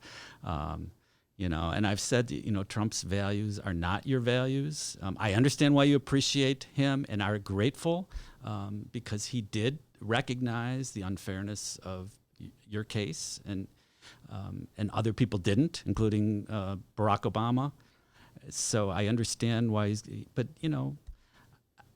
I think he does listen to me. Whether he's actually, going to follow my advice, I can't tell you that. At this point, my official role for him is pretty much over, although he's on supervised relief. So I guess technically, supervised release. Mm-hmm. So technically, I still have some role, but What does supervised release mean? It's like parole. So he has to report in with an officer He every now has and to, then. yes, and he has travel restrictions, and For how long? 2 years. And then he becomes a quote unquote free citizen. Correct. All right. Well, that's Unless he's pardoned. fully pardoned, Yeah. and then none of these restrictions apply to. The one part of the column that I particularly enjoyed writing, and it's the one part I don't think I'll ever stop saying. What I appreciate Trump on this two levels, on two. One, getting Blago out of prison. I thought, like I said, 14 years was too long, and he'd already served 8. So thank you, Trump. All right, there, I said it. But the second point, I've said this to you before, Leonard. He cut the Republican Party off at the knees. They were using Donald Trump as their poster boy. They were using Rod Blagojevich as a poster boy to undercut any Democrat, but particularly Pritzker. And then when Donald Trump started talking, commuting Blago's sentence, it just killed that issue for them. It killed that issue that the Republicans are, and the Republicans were using that issue, Leonard, as part of a larger campaign to destroy union rights, collective bargaining rights, roll back regulatory rights. They were just using Rod Blagojevich and the Rod Blagojevich story for some pretty nasty ends, if you want to get it. And when Donald Trump, the leader of the Republican Party, said that it was unjust sentence and he was thinking about commuting it, suddenly, oh boy, Bruce Rauner lost his main weapon against J.B. Pritzker. Yeah, it's a good point. It's a good point. I mean, because Rod is a Democrat, and he's not a Republican, so that's true. Good point. All right, Rod. Now listen to my advice. You're out of prison. You don't have to say you're a Trump-a-cat anymore. All right, let's move on from Rod Blagojevich. Let's talk about. You mentioned it for Bernie Sanders. We've got. Lori Targers and Byron Sigcho-Lopez will be on. We'll be talking about this more in the next segment. But the pushback is happening. I've already discussed it some on the show. I too am for Bernie. I'm looking forward to voting for him in the election coming up. I'm more of a Dem than you are. We had this conversation before. The last time we were on the show, I can't recall the last time I didn't vote Democrat. But I think part of why you're more of a Dem is because I think you're more focused on the state of Illinois and the Democratic Party here in Chicago, and where they actually do something. They actually have to run a city and public schools, and the feds. I guess I'm more focused on the federal government. I practice more in federal court. I've represented a Guantanamo detainee, so I've sort of seen sort of the underbelly of the beast of the federal government, and they don't do anything. And a lot of times they are perfectly happy to lose and be on the outside, because if they're on the outside, then they can blame the Republicans for everything. But when they have the Senate and the House and the presidency, like they had with Obama, then people actually expect them to do something, and it's harder to satisfy their donors who don't want them to do anything to help the people. They basically want them to help the donors. So, I think that's partly why why we part ways on the Democratic Party. Yeah, well, with me, it's more like, I don't want to put myself on the couch, Leonard, but I would put myself on the couch. I've actually addressed this. It's deep, man. It's like going back to how I was raised, and Roosevelt, and New Deal Democrats. But it's a different party now. I know. Clinton made a decision to pivot to Wall Street, and it's now a Wall Street party. And I actually think that decision was made before Bill Clinton, because I remember, Leonard, the fight in believe it or not, 79-80. 79-80. Ted Kennedy was running at Jimmy Carter from the left. And it was all, how are we going to deal with the coming recession? And should we, raise interest rates and bring down inflation and do it by hurting people? And Ted Kennedy saying no. It meant that credible speech he gave at the Democratic Convention in 1980. And Jimmy Carter, who I love now, it was. So I actually think that what you're talking about was happening before Bill Clinton. It could be. Bill Clinton inherited it. But anyway, the pushback, you're seeing it right now. The pushback to lefties like me. Fall in line, give up, it's over, just Joe Biden's the nominee, stop wasting our time. with Bernie. You're just making it more difficult to win in November. I'm feeling that pushback pretty strong, Leonard. Yeah. Well, there's a lot of fear mongering, that it's like Bernie's the only one that can save. I mean, I'm sorry, that Joe Biden is the only one that can stop Trump. To me, it's just bullshit, because I think Joe Biden is going to be the weakest candidate they could possibly put up against Trump. I mean, you look at his record. He's been for every single war. He's talked about cutting Medicare and Social Security, but never the defense budget. He's completely in the pocket of Wall Street. He's been carrying water for the banks, the bankruptcy bill.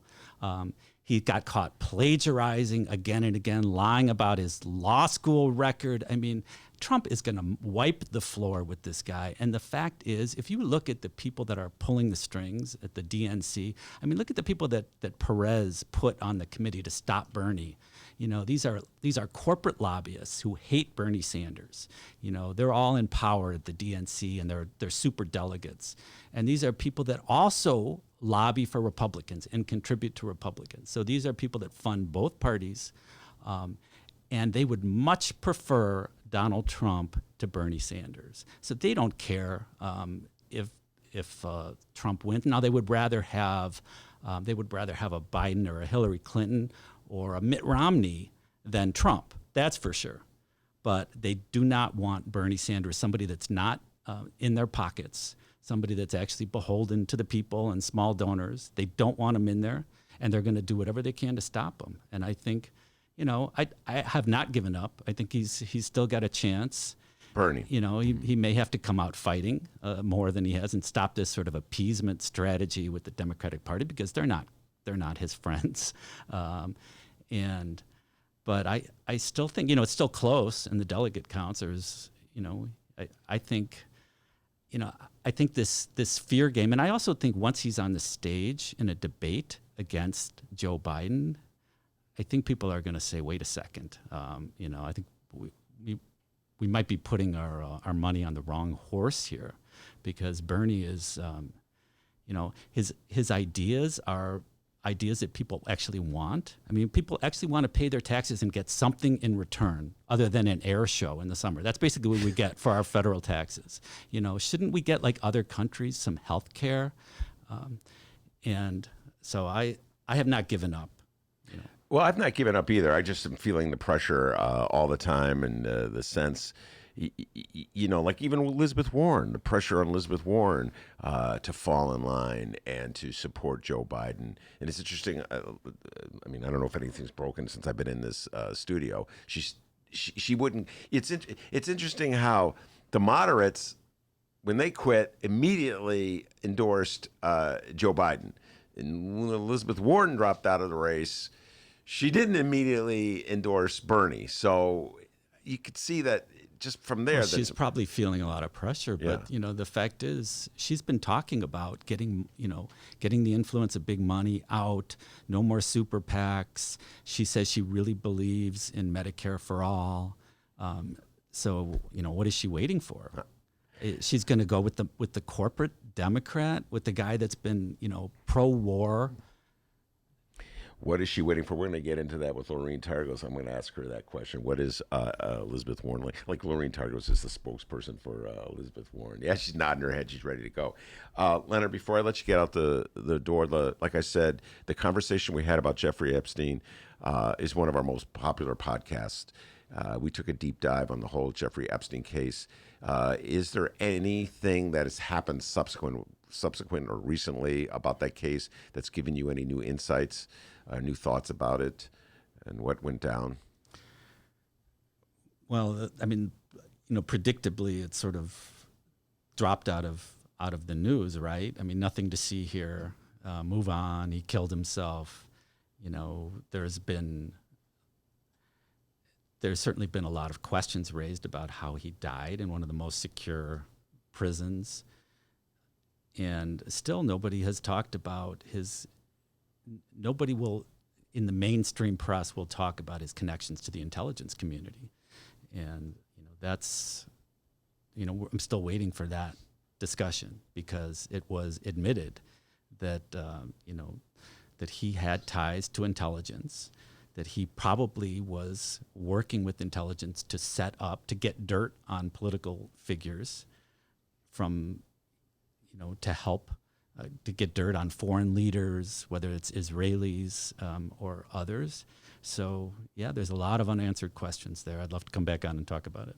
Yeah, we'll bring you back on to talk about it. I just saw the story yesterday. I don't know if you saw it, that prison, there was a gun was discovered in that prison. There's a lot of issues with that prison, that is for certain. Yeah. But we will probably have that conversation another time. Leonard Goodman, thanks so much for coming on. And his name of his band is The Drawers. June 16th, that's a long time out. Rod said he would play with us, but he says, we got to rehearse. I said, don't worry, we've got plenty of time. You got 3 months to rehearse. All right, thank you very much, Leonard. We got Byron Sigcho-Lopez, Lorraine Targos on deck. We're going to bring them on when we return. Read the Chicago Reader to get up to speed on what's what in Chicago. Culture, food, arts and entertainment, weekly concert listings, weekly event listings, the environment, travel. I can continue, but you get the point. And for all of you Chicago political junkies, raw weekly columns on real city politics from Maya Dukmasova and our very own Ben Joravsky. The Chicago Reader, free to the public in newsstands throughout the city and online at chicagoreader.com. Read it now and be a more informed Chicagoan.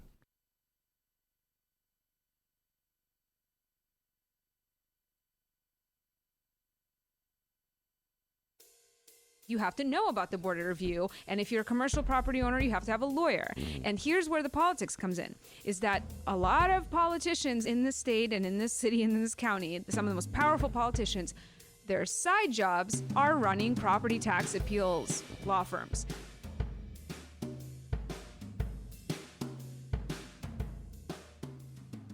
This is Maya Dukmasova. This is Ben Joravsky. And this is Chicago Reader's Backroom Deal. Today we are talking about the election of a new commissioner for the Cook County Board of Review. Now, the Board of Review is kind of an obscure body in Cook County, which is made up of 3 districts. And District 1, which covers a lot of the Cook County suburbs, is the one that has a race on the March 17th ballot. So the Board of Review is basically an administrative hearing body where property owners can go if they think that their property is being improperly assessed, or if it's overassessed and they're being asked to pay more property taxes than they think they should. They can take their case and their grievances to the Board of Review and ask them to examine whether or not they've been properly assessed. So the idea is that if you get your property tax assessment and you're not happy with it, or it seems wrong, this is a way that you can go through like an appeal process, basically. So this all sounds pretty innocuous, and you'd think that, it's good that we have this opportunity to appeal our property taxes in Cook County. However, what many people may not realize is that the Cook County Board of Review is politically a very important entity. And the 3 commissioners on there aren't just random people off the street who got elected by sleepy voters in, a couple of precincts.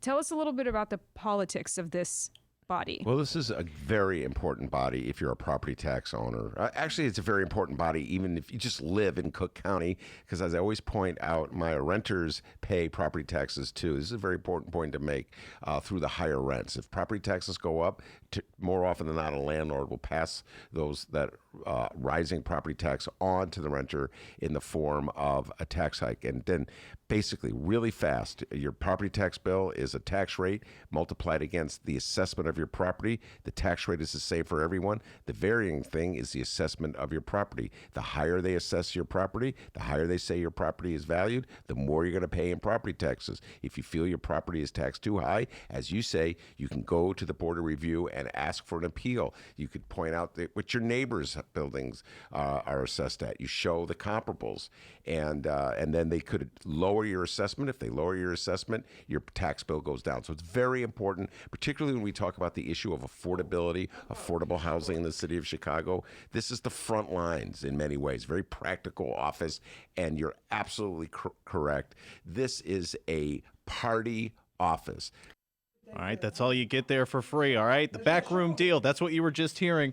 The latest episode of The Backroom Deal with Maya Dukmasova and Ben Joravsky. You can hear the latest Backroom Deal shows at chicagoreader.com and wherever else you download your favorite podcast. That there was the Board of Review that Maya and Ben were discussing.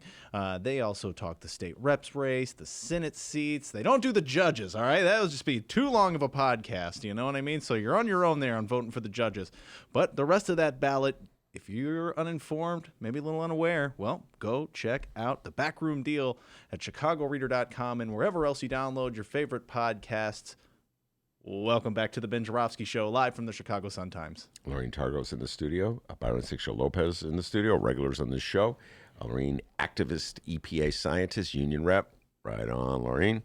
And Byron Sigcho-Lopez, the alderman of the 25th Ward, the Pilsen Area Ward, in the news. We're going to talk about that. Also going to talk about the impact of coronavirus on business in Chinatown, which is in the 25th Ward. And I haven't done this on the show, but I'm absolutely urging people, don't be scared off, man. Don't be scared off. We'll get into all that and do a lot of Bernie talk. 2 Bernie supporters in the studio. Had a lot of Bernie supporters in the studio today. Isn't that interesting? It's almost like he's going to win. It's almost like he's going to win. Yes. Maybe we haven't gotten the message that we're supposed to drop off and quit. Hasn't reached the Ben Joravsky Show. Before we start our conversation, you got an update for me? Absolutely. I got 2 updates here. One is breaking news, and the other, maybe one of the dumbest political campaign ads I've ever seen. First, the breaking news. Cook County Commissioner Jeffrey Tobolski is resigning from office later this month, he said in a letter dated today. Tobolski's resignation letter addressed to Cook County Board President Tony Preckwinkle did not give a reason for his pending departure. His resignation, though, takes effect March 31st. FBI agents raided the village headquarters of suburban McCook, where he is mayor, on September 26th. The raid came on the same day as federal law enforcement authorities descended on the village hall in nearby Lyons, and 2 days after raids on the offices and homes of State Senator Martin Sandoval, a Chicago Democrat whose district includes both towns. Ben Joravsky, your thoughts on Tobolski resigning? Well, I'm not surprised. It's interesting. Byron Sigcho-Lopez in the studio. We could talk about it. He's more of the, he's one of the independent side. You've been on the other side of this fight for many times. Martin Sandoval, HDO, and all that stuff. What do they call the chickens coming home to roost? Is there, that's Democratic politics on the southwest side of Chicago. It often gets a little sleazy. It gets a little dirty. Byron, you know this probably better than anyone because you've been fighting them for so many years, and gets a little corrupt from time to time. Now I go on and on. I'm on an official. Byron, I don't know if I've actually expressed this to you, but like I'm officially not joining the bandwagon on sounding the crusade against Southwest Side Democrats who are being corrupt until Republicans join the crusade against Donald John Trump being corrupt. I'm saying, you know what? When everybody is corrupt, pays a price for being corrupt, then I'll be leading the church. I've been doing this for a long time, Byron. Mm-hmm. Going against the Sandovals and Tobolski types of the world. Yep. But then we're my Republican brothers and sisters, in the press going against Donald John Trump. So anyway, that's just kind of my take. But what's your thoughts on this? Well, where do we start? I think when in the south, like let me start on the southwest side. We can put some context on that. Yeah. So, absolutely, I think that there's definitely. I mean, what I hear a lot of from people, I think that a lot of people are tired, right, of the establishment, right, and I think we can talk about what the establishment means, right. I do think that's what I was a delegate. I'm a delegate for Bernie Sanders, but I was also very supportive of his message even last time in 2016, because there's got to be a change, right? I think you really nail it, right? I mean, there's multiple layers and it's complex because we cannot be choosing all the time from the lesser two evils, right? That's what it seems to be. And, we do need to create an alternative. I think that's what we discussed. And I do think that's what I'm a big fan of the show, because it really speaks to the issues on the ground that people are living, and for us and in the Southwest side, I do think that we talk about, to the people in the community, say, well, let's talk about what the establishment Democratic Party has done for us. And you start looking at the line of indictments and, how are we going to justify this? And so we got to blue no matter what. I mean, now, do we want to go to the extreme, right? And the message that Trump sent out was, okay, kind of, go against the establishment and all that. And unfortunately, we live in the consequences of that, right? We saw that with Rauner, the same thing. Now, in our opinion, right, I think in the Southwest side, when we start allowing, younger, new ideas, and we start a big fan of Ocasio-Cortez, and that's what I think in the Latino community, what we're starting to see is a right. I mean, very big support for Bernie Sanders have come from the Latino community that has carried some states decisively because of this message. So I think that is what I'm focusing my energies in, is to really speak truth to power, speak about the issues, don't hide it from people, be honest, focus on the issues, and start to have a serious conversation. So because people know what's going on. In this day and age, politicians they think they can hide things. Look at what happened with Warren. You think that people hide. When you flip-flop, when you change your mind, politicians are going to start paying the price, and that thing's a good thing. Yeah, we were to talk about Latino support for Bernie. It's an interesting dynamic that's emerging in Super Tuesday. Many of the black voters went for Biden, Latino voters went for Bernie. We'll get into all that. Dee, what was the second thing you had? You had a second story? Yeah, we had an ad here. Ben, tell us what you know about Republican Jim Oberweis. Jimmy Oberweis? Oh my God, he was the anti-immigration candidate for for Senate, wasn't it? Senate? Congress? I think he's run for a lot of different things. Yeah. At one point, he ran for Senate as well. Do you remember the infamous helicopter ad? I don't remember the helicopter. It was back in 2004. Well, don't worry, because I think he doubled down here about 20 years later. We have a new ad from Jim Oberweis. This ad is called Right on the Issues. We've had people on the Facebook page sending us this, so let's go ahead and play it here. Please weigh in with your thoughts afterwards.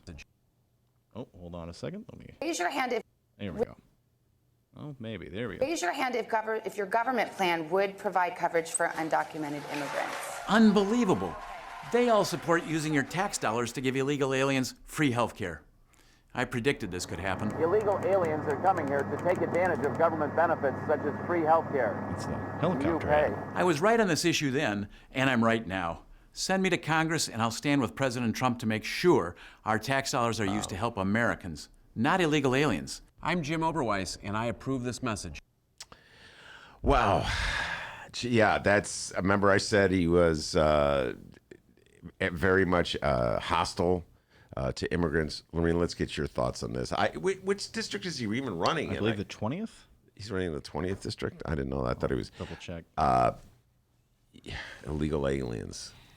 Once we get a Bernie Sanders presidency, we need a Secretary of Education that implements a curriculum for all American students to no longer be brainwashed about what the purpose of criminalizing people is, what this carceral system is. It's to be able to demagogue. The first way every genocidal oppression has ever happened is by saying the people we are oppressing deserve it, and that's why they're different than you, dehumanizing people. And so he's saying these are human beings who, do we have time to go into why migrants are driven to the U.S., especially from Central and South America? And then they come here and then they're criminalized for trying to survive. And that's a way that this guy can demagogue. And instead of saying what the real solution to our problems are, which is taxing the rich, he's saying blame these migrants who are a symptom of the billionaire class dominating everything in our world. And there's so little literacy about this. I think we're coming closer and closer the last decade, Occupy Wall Street, talking about income inequality, identifying who the enemies are in this struggle for justice. People are getting more and more clarity, but it can't happen soon enough because this guy isn't being laughed out of town. And we should have an education system where every American can look at that and be like, looking at him like an alien. How dare you say a human being doesn't deserve health care because of some documentation they have? We know earlier in the show, we were having a conversation with Rummana Hussain, an editor at the Sun-Times. She comes on every Friday. And Rummana and I were talking about bias, the concept of bias in journalism, and the notion of objectivity and implicit bias and biases that we're not allowed to articulate. So, for instance, you can't say something like this, like, I intend to vote for Kim Fox. I just said it. I intend to vote for Kim Fox. That's not objective. But there's so much bias implicit in what Oberweis said. Mm-hmm. There's just so much hatred implicit in what he said. Mm-hmm. But I guess in some levels But that becomes normalized, and then Normalized. it sets the new line. And I mean, if you look at what happened with David Wright, that ABC journalist who was caught on tape with the Project Veritas thing, the reason that he was suspended was because he was saying, because Disney bought ABC, now they have to have a Disney character on the show every morning in the morning show to like cross promote and do that synergy stuff. And how can you be a corporate entity and have any sort of interest in telling the real news? Like Bernie Sanders said this really clearly. He's like, the media, I've been a public official for decades. I have never had a journalist come to me and ask me about poverty. But, if I slip on a banana peel, it's a big story. Or if he went to the Soviet Union back in 1988 and that's tried to create a sister city front program. page story. The 14th district. Yeah, I knew, okay, it was the 14th. It's Lauren Underwood's district. He's running against Lauren. That's what I thought. He wants to win the Republican. And, by the way, I shouldn't make any predictions, but I cannot believe that kind of rhetoric is going to prevail in a general election. It may get him the Republican nomination.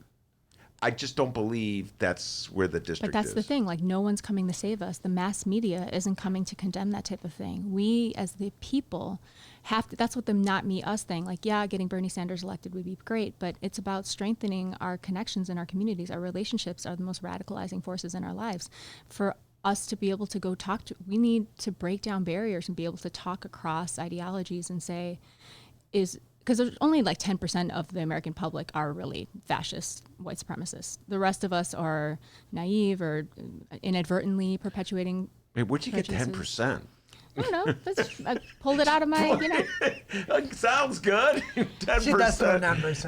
But if you just based on how you see, there are real people out there who believe in white supremacy, but they are in the minority. Yeah, I agree with that point. She was channeling her inner Bernie. 10%. 10%, Bernie. 10%. All right, before we do the Bernie deep dive, and I've been looking forward to taking the Bernie deep dive, Byron, I have to ask you about the headline that's in today's Sun-Times. It's in the Tribune. We talked about it already.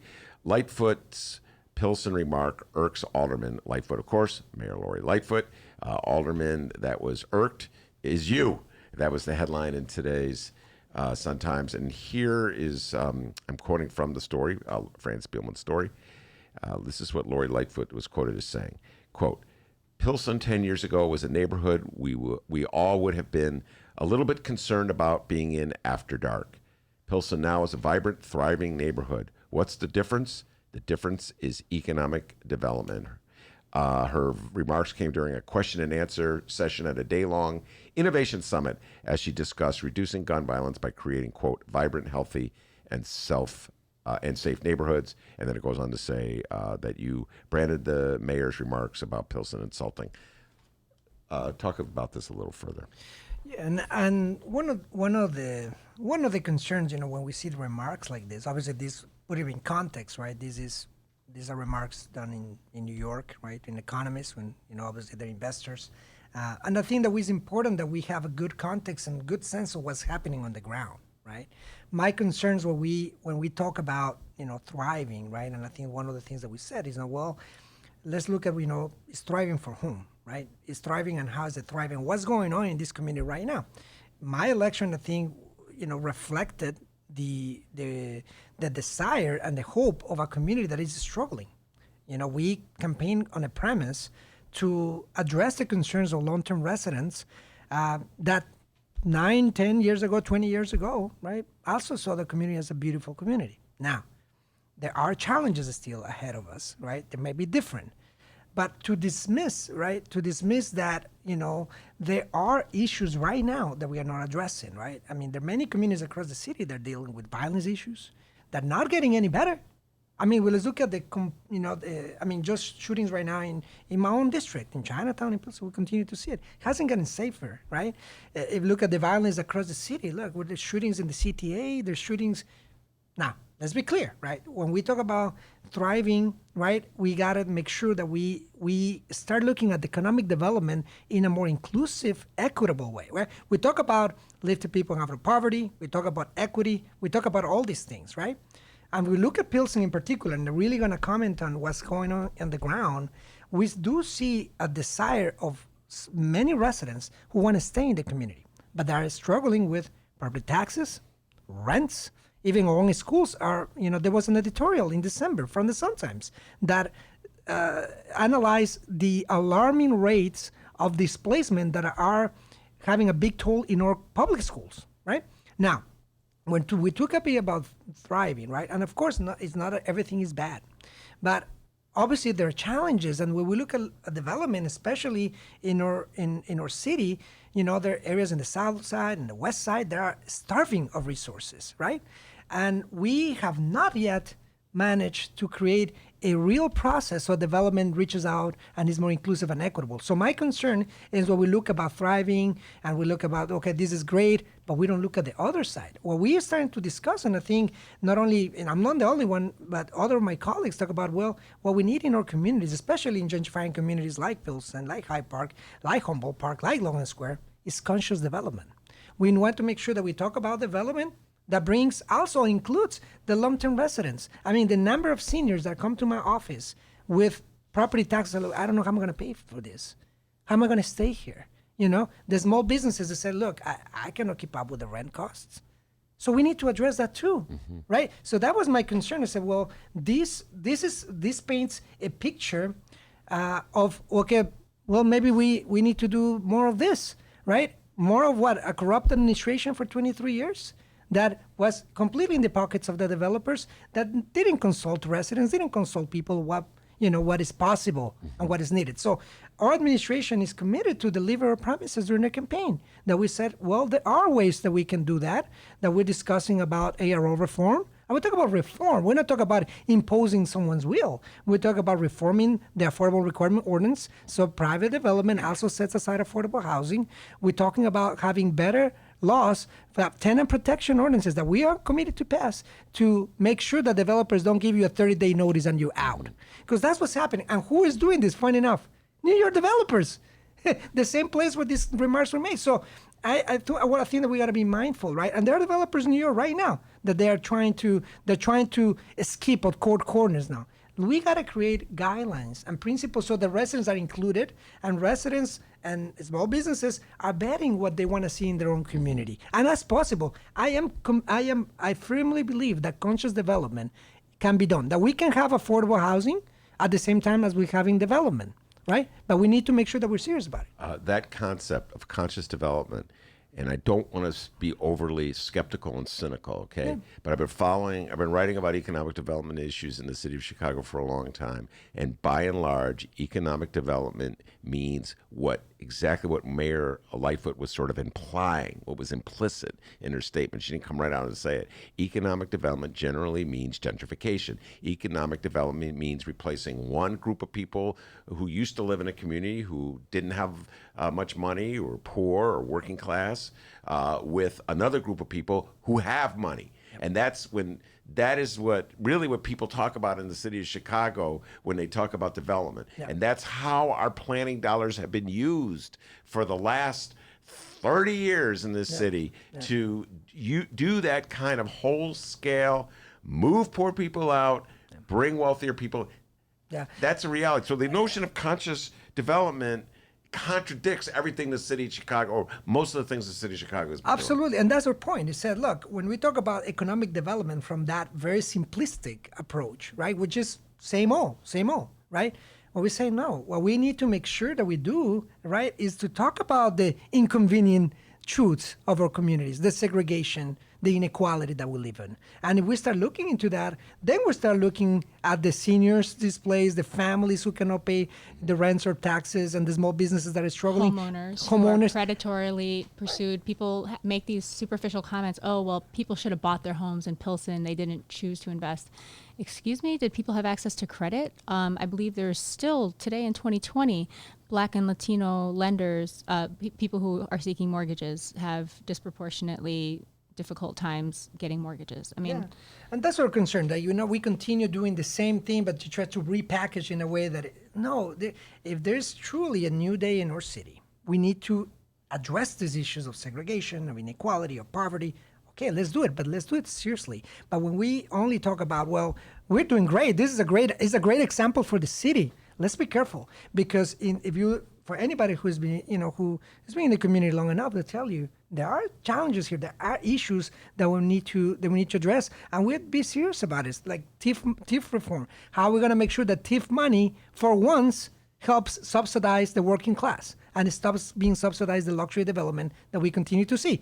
Now, and that's defined as a radical statement. So again, how can we? Yes, unfortunately.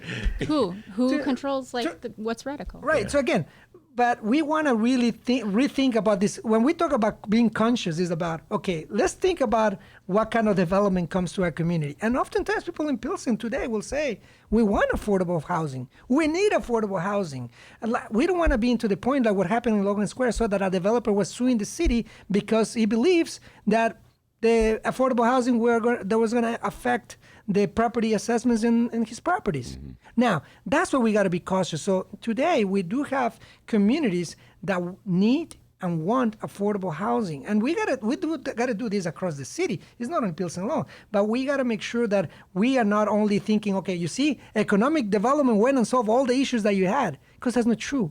It's just simply not true. Now, development is going to come to our community, but let's make sure that this conscious is under the community's terms and is mindful of the affordable housing that is also need to be created. We want to make sure that we have fair terms, and I do think that people want diverse communities. People want to make sure that we are not, we don't build more and more segregated communities. We want to be people, look at the people. People love their neighbors. The people look, hey, I like to see the families, we like the diversity, we like the new residents, the long-term residents. But when we erode that identity, that diversity, I think that we have to be seriously concerned about if that's really the model that the city wants to continue. Have you had any feedback from the administration since the Lightfoot administration since you made these comments?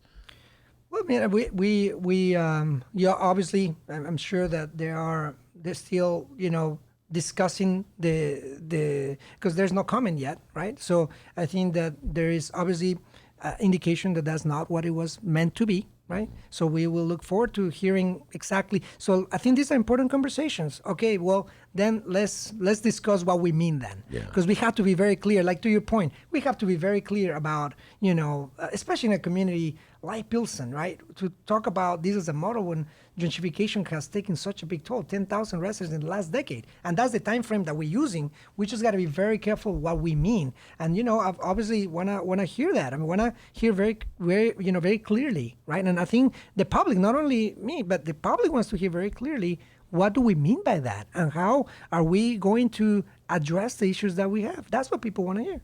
They're speaking about TIF reform you just alluded to. There's a big project just, I'm doing this geographically, just to the east of Pilsen, the 78. Yeah. We've talked about how this deal was cut. $1.1 billion to underwrite this project on a huge swath of undeveloped land. Again, just east of Chinatown, just east of Pilsen. And when the deal went down, you had been elected alderman, but you had not actually taken your seat. And I always love talking about it. They say that there's aldermanic prerogative in the city of Chicago. In your case, there was an aldermanic prerogative. You had asked not to approve the 78, and they approved it anyway. People who say that defended it say, well, Ben, the reason they didn't listen to Byron was because he actually hadn't taken office yet. So I said, oh, I see, it's pivotal on the oath of office. Is that's when? Because there was no alderman. Danny Solis was, I don't know where he was, witness protection. I have no idea where Danny said. There was no alderman. So I always laugh when I hear that. I noted, I think Lorene told me that you were at the groundbreaking ceremony or the ribbon cutting ceremony, whatever, the official start of the 78. Are you part of the discussions and conversations now about how the 78 will unfold? Do you feel like you're being included in all this? Yeah. So, what's interesting is was appalling to me that before I took office, and I was just getting, okay, where are the conversations? What are the commitments? What have we done? What's the plan? And there was really little conversation, little feedback. We took a long time for us even to get the information. So right now, what our goal in our administration is to empower residents to be at the table. So one of the first things that we insist in is to have in a potentially $10 billion project, how one office of 5 people gonna, have a real oversight of this huge project, right? So one of the things that we insisted on is we need to make sure that there's serious oversight on this project, because it was clear that wasn't the case. And a lot of the terms that they were negotiated, in my opinion, they were not beneficial to the community. Like, talk about from the little things of the local contracting for minority and women businesses at $400 million. Look at it from simple terms, right? If we put in TIP money with $1.3 billion, I think we expect to, I think the return for the public, right, is important, right? As we are negotiating with and this is about to make sure that benefits to the community are real, tangible, and we're not creating bigger problems like displacement and other things.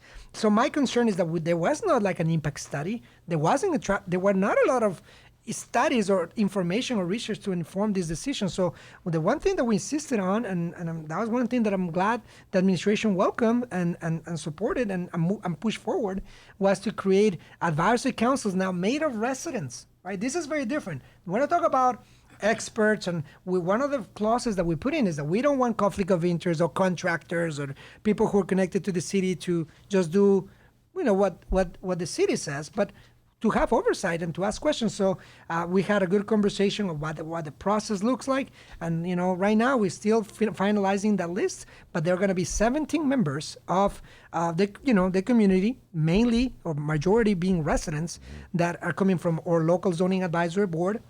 Alderman Dowell, King had some feedback on residents who are involved in the community to be at the table and not only oversight, to provide oversight in the project, but also communicate with residents when there are issues. These large projects, right? We don't want to find out after the fact what was decided. We need to be at the table and make sure that we address concerns as they go. When it's after the fact, it's, too little too late, And those are the negotiations that we need to be vigilant as taxpayers, as residents of the city, to make sure that these developments that unfortunately, were rushed, right? And when things are rushed, there's very rarely we see, there's a reason why things are rushed oftentimes, because, if it would have gone through, the proper channel, perhaps that wouldn't have been the case. All right, so there's a little hope for there's going to be some community oversight there. I'm encouraged to hear that. We'll have one last question about local stuff. We'll take a break and come back and do national. Lorene, let's bring you into conversation. We talked about this at the start of the show, the coronavirus scare and the impact it's having on Chinatown and businesses. That Chinatown is in the 25th Ward, and I think I saw a study or an article that said 50% drop in businesses. People are afraid to go to Chinatown, and the restaurants are being hurt. Talk about this a little bit. I think we're seeing, if you want to talk, the reason that this is exploding to the extent that it is that the Trump administration apparently fired a bunch of the doctors and experts who were in charge of pandemics at the Centers for Disease Control in Atlanta. We saw that, they had CDC people, federal workers, greet evacuees who were coming back from a country that had a high rate of it, and they were coronavirus evacuees, and they didn't have proper protective gear on. So, and he has Mike Pence in charge of the response, who oversaw the greatest HIV/AIDS outbreak in the United States in this century. And he... In Indiana. Yeah, in Indiana. And I believe one of his tactics to respond to it was to pray. But we all know two hands working is more effective than Mike Pence doing anything with his hands. So, so then locally we see, like in Region 10, we just got an email at our federal AFGE locals, hearing that EPA workers in Seattle area now have indefinite ability to work from home, because that's the amount of danger that they're concerned about, because there's been so many cases in Washington State that went uncaught for a long time. And here in Cook County, I believe the it's up to 5 cases, but those cases are all, secluded and people went themselves. And so in Chinatown, it's, nobody's coughing. People are there healthy and ready to eat or patronize the businesses. And so we go there frequently. And we have taken the DSA elected. We have taken the assessor. We'd like to take you. Hopefully, maybe we can do a show over there. Mm-hmm. I know you're a big fan of the Chinatown community, so the more that we can do for this community during these times, because most of the cases, I don't know about, there was maybe a potential new case, but almost all the cases not even in the city. They're not even here. They're in the suburbs. So again, I do think we have to take precaution, right? And they're very clear guidelines. And in fact, that one of the most cases I've heard of are coming from Italy because of the response there. And so, every time you'll see in the media, whenever they report about coronavirus, they'll have a photograph of a person of East Asian descent. And a lot of these people who have exposure are not Asian. So stop. And then, there's every day there's a story of an Asian person experiencing violence from someone who is being racist towards them. So it's amazing like how quickly demagoguery can spread based on fear. Yeah. All right. Maybe we'll take a brief break. We'll come back. We'll talk about the Bernie and Biden and the race for presidency. But let's do a show from Chinatown. That'd be a blast. We'll be right back. Read the Chicago Reader to get up to speed on what's what in Chicago. Culture, food, arts and entertainment, weekly concert listings, weekly event listings, the environment, travel. I can continue, but you get the point. And for all of you Chicago political junkies, raw weekly columns on real city politics from Maya Dukmasova and our very own Ben Joravsky. The Chicago Reader, free to the public in newsstands throughout the city and online at chicagoreader.com. Read it now and be a more informed Chicagoan. I've seen a whole lot of catfish, some turtles. No gators yet, though.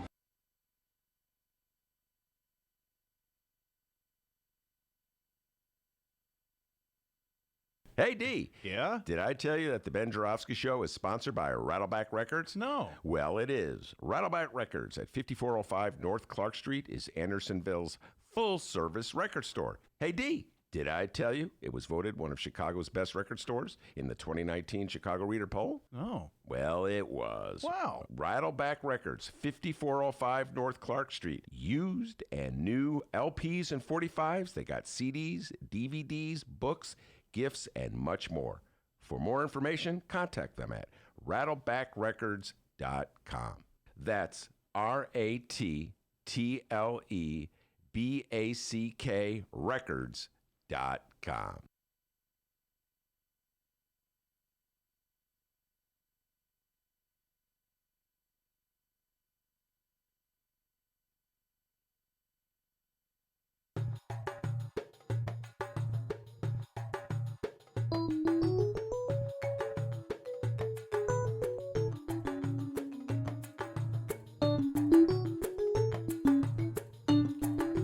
Commercial break over.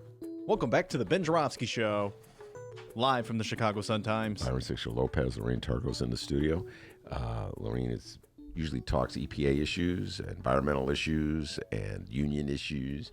But I'm going to ask you about Bernie versus Biden. This has been on my mind. We've been talking about it all day since the consolidation of the moderates, or the centrists, whatever they're called, behind Biden. It seems as though a lot of pressure. I opened the show by talking about this. It was like I've been feeling the shut up, get in line, Ben phase of an election. I'm used to that on the local level. People are always telling me to shut up and fall in line, Lorraine, whether it's on TIF policies, economic development policies, school policies, whatever. But I'm feeling it on the national level as well. Do you think it's a foregone conclusion that Joe Biden will be the nominee? Absolutely not.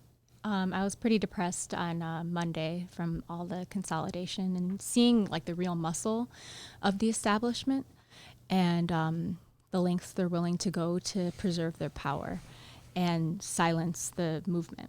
And but then Tuesday night, when I saw that, Bernie still kicked ass in California, and a lot of voters saw through, the obstacles they put in place to allow him to still do well. And sure, he didn't have a blowout like we wanted, but he still did well enough to let us know that we can still keep fighting. It's not over. It's really, they showed their desperation, and that's how close we are to victory. And the only thing they want to do is demoralize us. And I think I'm seeing like people coming back and realizing that hope is not lost. We are in this for the long haul. You know, when we would talk to voters in Iowa, there'd be people who are older. And it's interesting, like people are so worried about courting these these mythical moderate Republicans who never vote Democrat in these elections. What is it, 2000, 2004, 2016? How many times do we have to lose with these moderates? And you see like the people who were the non-voters, those are the ones who I'm interested in, like the ones who were displaced out of Pilsen, who are forgotten in this talk about, oh, it's thriving. Where did those people go? Are they voting? Are they dying of opioid addiction because of our elected officials of both parties looking the other way while pharmaceutical companies profited from marketing a product that they knew was highly dangerous? That's the majority of Americans who are eligible to vote, but have lost faith in life. And then you have groups saying, oh, well, if you don't vote, then you're so privileged. I am so sick of it. We don't hear the voices of the despairing masses who don't vote. And Bernie speaks to them in a way that Joe Biden never will, that Trump pretends to. And that's the thing. If you want to run and beat a gangster bully like Donald Trump, then you got to do it with the real thing. Donald Trump is pretending to be a populist that cares about people. Bernie is the real thing. He's fought his whole life and there's no doubt in anyone's mind, in 70% of voters' minds, of all voters, that he is doing what's right. You know, there's a video out of John McCain saying he felt the burn, and how everyone knows that he's a decent man. He's trying to do what's right. And you can't say that with Joe Biden. He takes money from fossil fuel donors, and then he says we can't stop fracking. Excuse me, we started fracking like less than 10 years ago or less than 20 years ago, and that's the biggest release of methane. We're seeing, you know, how many pictures of polar bears starving do you have to scroll past through on your Facebook before you realize that they are the extremists? Donald Trump and Joe Biden are united. They are the extremists. We are the majority. We are the moderates who want the polar bears to not go extinct. And in order to do that, we need a war-scale effort to invest in a Green New Deal, and we are totally capable of it. We're bringing back to what FDR was able to do. And that's what, when the 1% says it's not possible for Bernie to win, they're not saying it's not possible. They're saying we will stop you. We will make phone calls over the weekend and get Pete and Amy to drop out and you know, Robert O'Rourke to endorse Joe Biden, and you will see our strengths. You lost me with the Robert O'Rourke, and then I realized, you meant Beto. Okay. Right. Like if you want to be Beto, you better stand with Bernie. Okay. You lost me like a Robert O'Rourke. Exactly. Did I miss that one? That's how much they've deceived us. Yeah. And that's the thing. Regular people, we don't have the, because we're good. We don't have corporate interests backing our careers. And so we can't relate to the 1% who would take money from fossil fuel companies and yet say, oh, we can't stop climate change, when we know what the stakes would be for our children. Look at your child, which I don't even have, but look at your child and realize that when they're your age, when they're your parents' age, they are living in a world that we cannot fathom what it'll be like, not only from the heat and whatever, but what kind of instability are we going to have? And Bernie Sanders has plans for that resilience. He has plans to fight the demagoguery, in which he'll invest in public housing so that when the city of New Orleans or Boston are wiped off the face of the map and those people sprinkle throughout the rest of the country, they don't become targets of hatred. Instead, we have built housing to be able to accommodate them in a humane way, and it should come out of a tax from the fossil fuel industry that extracted so much wealth that they perhaps killed our planet. And these are all totally reasonable, moderate things that nearly 90% of Americans want, and we can have it as long as we realize that we are the majority and stop letting them fool us. All right, let's talk about something that, Byron, you alluded to, and this is confounding many people on the Bernie side. I think it was 70% of black vote in some states, according to exit polls, went for Biden. And the other hand, Bernie did very well with Latino voters throughout the country, Texas, California, et cetera, and so forth. So help me understand that. How do you see? I was asked about that on election night. We were doing a show. The Reader was doing a show, and somebody got up and asked that question. It was a full panel of people, and the response of the panelists was like, and nobody knew. We were confronted with that. Nobody knew how to answer. So I would love to hear each of you on this subject. We'll start with you, Byron. What's your thoughts? Yeah. So, and let's be clear. I think that even in the in 2016, I think Bernie had issues, to get the black vote. I mean, that's been that's an issue that to how do we appeal to a wide range of voters, right? I do think that within that we look at he still does well with young voters in general. That's across the board, Latino, like the Latino, the African American vote across the board. He does well with young voters. Period. I do think that it has to do with the corporate media tax, right? That make it really hard for people to make the decision. Obviously, is the Obama-Biden ticket, right? And that has, and we got to be clear, right? That it comes with a weight, and especially when everyone gets behind a candidate, right? And the whole corporate media is against it. Well, and I even heard of some friends, right? It seems almost that the Democratic Party is not running against Trump; is running against Bernie, right? So when you see the leverage, right? So we understand how how much they have to put in to stop this movement, because I do think, and I hope that the party doesn't make this mistake to stop the future of the party. Right, the future voters and the young voters who are getting excited, who want to participate, and they have put significant amount of resources, right, in the South, in areas. So there was a real big operation, right, especially before Super Tuesday, right, to cut deals, the red baiting on the media against Bernie and put him as a socialist, and to the point that they were and again I do think there's some real strategy, and when I talk, I have great dear friends of mine, African American, especially senior voters, right, who do get concerned when they hear, oh look what he said about Cuba, what he said, and they play this in such a heavy way, right? And Bernie will, like when the message, if we have an opportunity to get the message out, what did he say? He said, I just said the same thing that Obama said. Mm-hmm. But look at the coverage that he got for the exact same thing, right? So I do think that plays out, and obviously the weight of the party against all odds, right? So in the South, and is to win the national race with the complexities of it. I do think that Bernie's doing extremely well given the odds against him. However, right, I do think there's a serious efforts, especially, and and other consultants and all that, they know the flaws, and they really go heavy at this. So I think for us is to make that work, to make sure that the word gets out, right, and the effects of the social media and people talking to people. I've seen those being turned around, but again, it's not a small tax. I believe that if Bernie is the nominee, he'll be the president of the United States. What's your take on this, Lorraine? Yeah, it's totally right. I mean, look at how the media spins these things. The campaign definitely, who knew that Obama would be making phone calls and consolidating power so much that weekend? And so our movement was actually resilient enough to keep Biden from winning everything. He didn't win California, that type of thing. And California is like the heart of neoliberal exploitation of, Democratic base. And so you saw that in California, the propaganda didn't work. And California, Colorado, Utah, and Vermont. For some reason, I still remember those four states. Yeah, so it didn't work there. And, we just need to keep fighting and getting the word out. And it's just not going to be,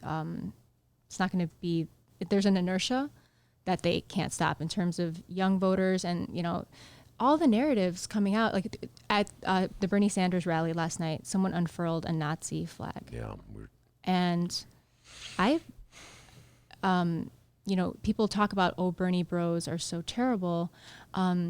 Fascists are a lot worse, and it'd be nice if they took some coverage of not elevating fascists. Like, for example, CBS 60 Minutes did a special on that war criminal that Trump pardoned, who had taken a photo with like a child, civilian child that he assassinated, not give them airtime, but in fact investigate. Of course, there's no interest in corporate media to do this because they profit from, the division of the working class. And so they won't examine why fascism rises and what we can do as a society to fight it back. Like, I've always thought about, like, there's so much work in our society and yet there's no money to do it. But if a billionaire wants to do anything, like $500 million to run for president on a vanity campaign, there's always money for that. But if you need someone to help your mom because she fell and broke her hip and you need home health care, there's no resources for that. There's no resource of the working class to solve the problems of the working class, but there's always money for the rich to do whatever they want to do. Well, that is pretty much the way it is in this country when it comes, I don't know about so much the rich, but when it comes to our defense budget, $750 billion. There's always money for that. And I just read this Tribune editorial endorsing Joe Biden. We'll close it with this. Why anybody would take advice from the Tribune in the Democratic primary, but talking about how outrageous Bernie's plans are for Medicare. Didn't the Sun-Times endorse Biden too? Yes, they did endorse Biden. I haven't seen their editorial yet. My point about the Tribune I'm not surprised that the Chicago Sun-Times endorsed Biden.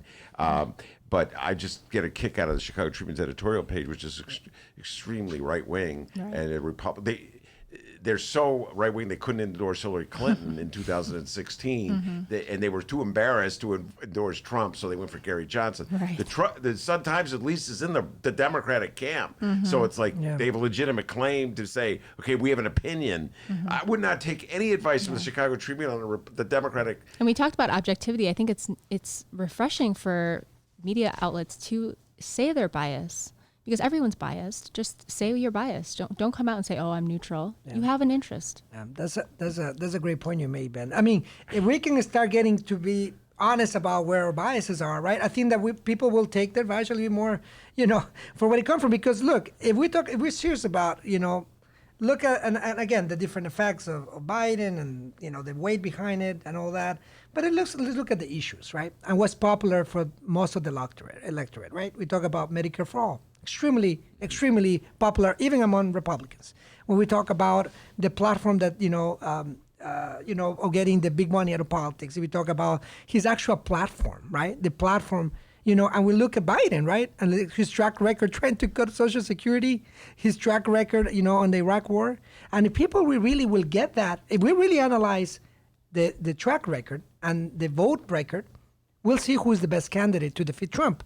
My concern is that because this bias and corporate media was more acceptable to the status quo, was most acceptable to the fossil industry, to the pharmaceutical industry, then they want to still choose who is the next nominee. But I do think that if we're able to get the word out and if people mobilize, if we organize, if we use the platforms of our social media and overcome the corporate media effect, because there is a significant effect, there's hope. And I think people cannot buy into this rhetoric of, it's the number of delegates, the difference is so tiny. That's I mean, if we can get past that, I do think that we have not only is the truth. Yeah. That's the thing about, we only need the truth to get out and we win. And that's really not that much to ask for. Being honest and admitting your bias, how are you going to make money doing that? We better close it down. I'm looking at the clock. And I want to say, too, the Sun-Times may have endorsed Biden, but the crammed back room by the bathrooms in the Sun-Times, this studio, has not endorsed Biden. I love how that endorsement went really, that loud endorsement. We always joke, this is lefty land over here. The little room by the bathroom. This is the Parasite basement of the office. Great movie, by the way, Parasite. All right, Lorraine Targos, thank you much. Byron Sigcho-Lopez, thank you. Leonard Goodman before. Man, a lot of Bernie people on this show today. I'm just looking at Rachel Ventura, opening of the show. Rummana Hussain, not making any endorsements. Great job, as always. Miles Porter, he's not making any endorsements yet either. And, of course, the man, the myth, the legend, the pride and joy of Alton, Illinois. And as Byron and Lorraine can tell you, back home in Alton, they call him White Lightning. No, right? They call him White Lightning. Give yourself a raise. Take it out of petty cash. Have a great weekend, everybody. Hey, and remember, you can download previous Ben Joravsky shows and Benny J bonus interviews like this weekend's Benny J bonus interviews at both Chicago Sun-Times and Chicago Reader websites and wherever else you download your favorite podcast. We got David Ferris on deck for this weekend. Scott Duff, host of Out Chicago on the radio station that fired Ben. Me there. Beyond the column, we're going to take an even deeper dive in Ben Joravsky's latest column and so much more. Get those bonus interviews. We'll see you Tuesday.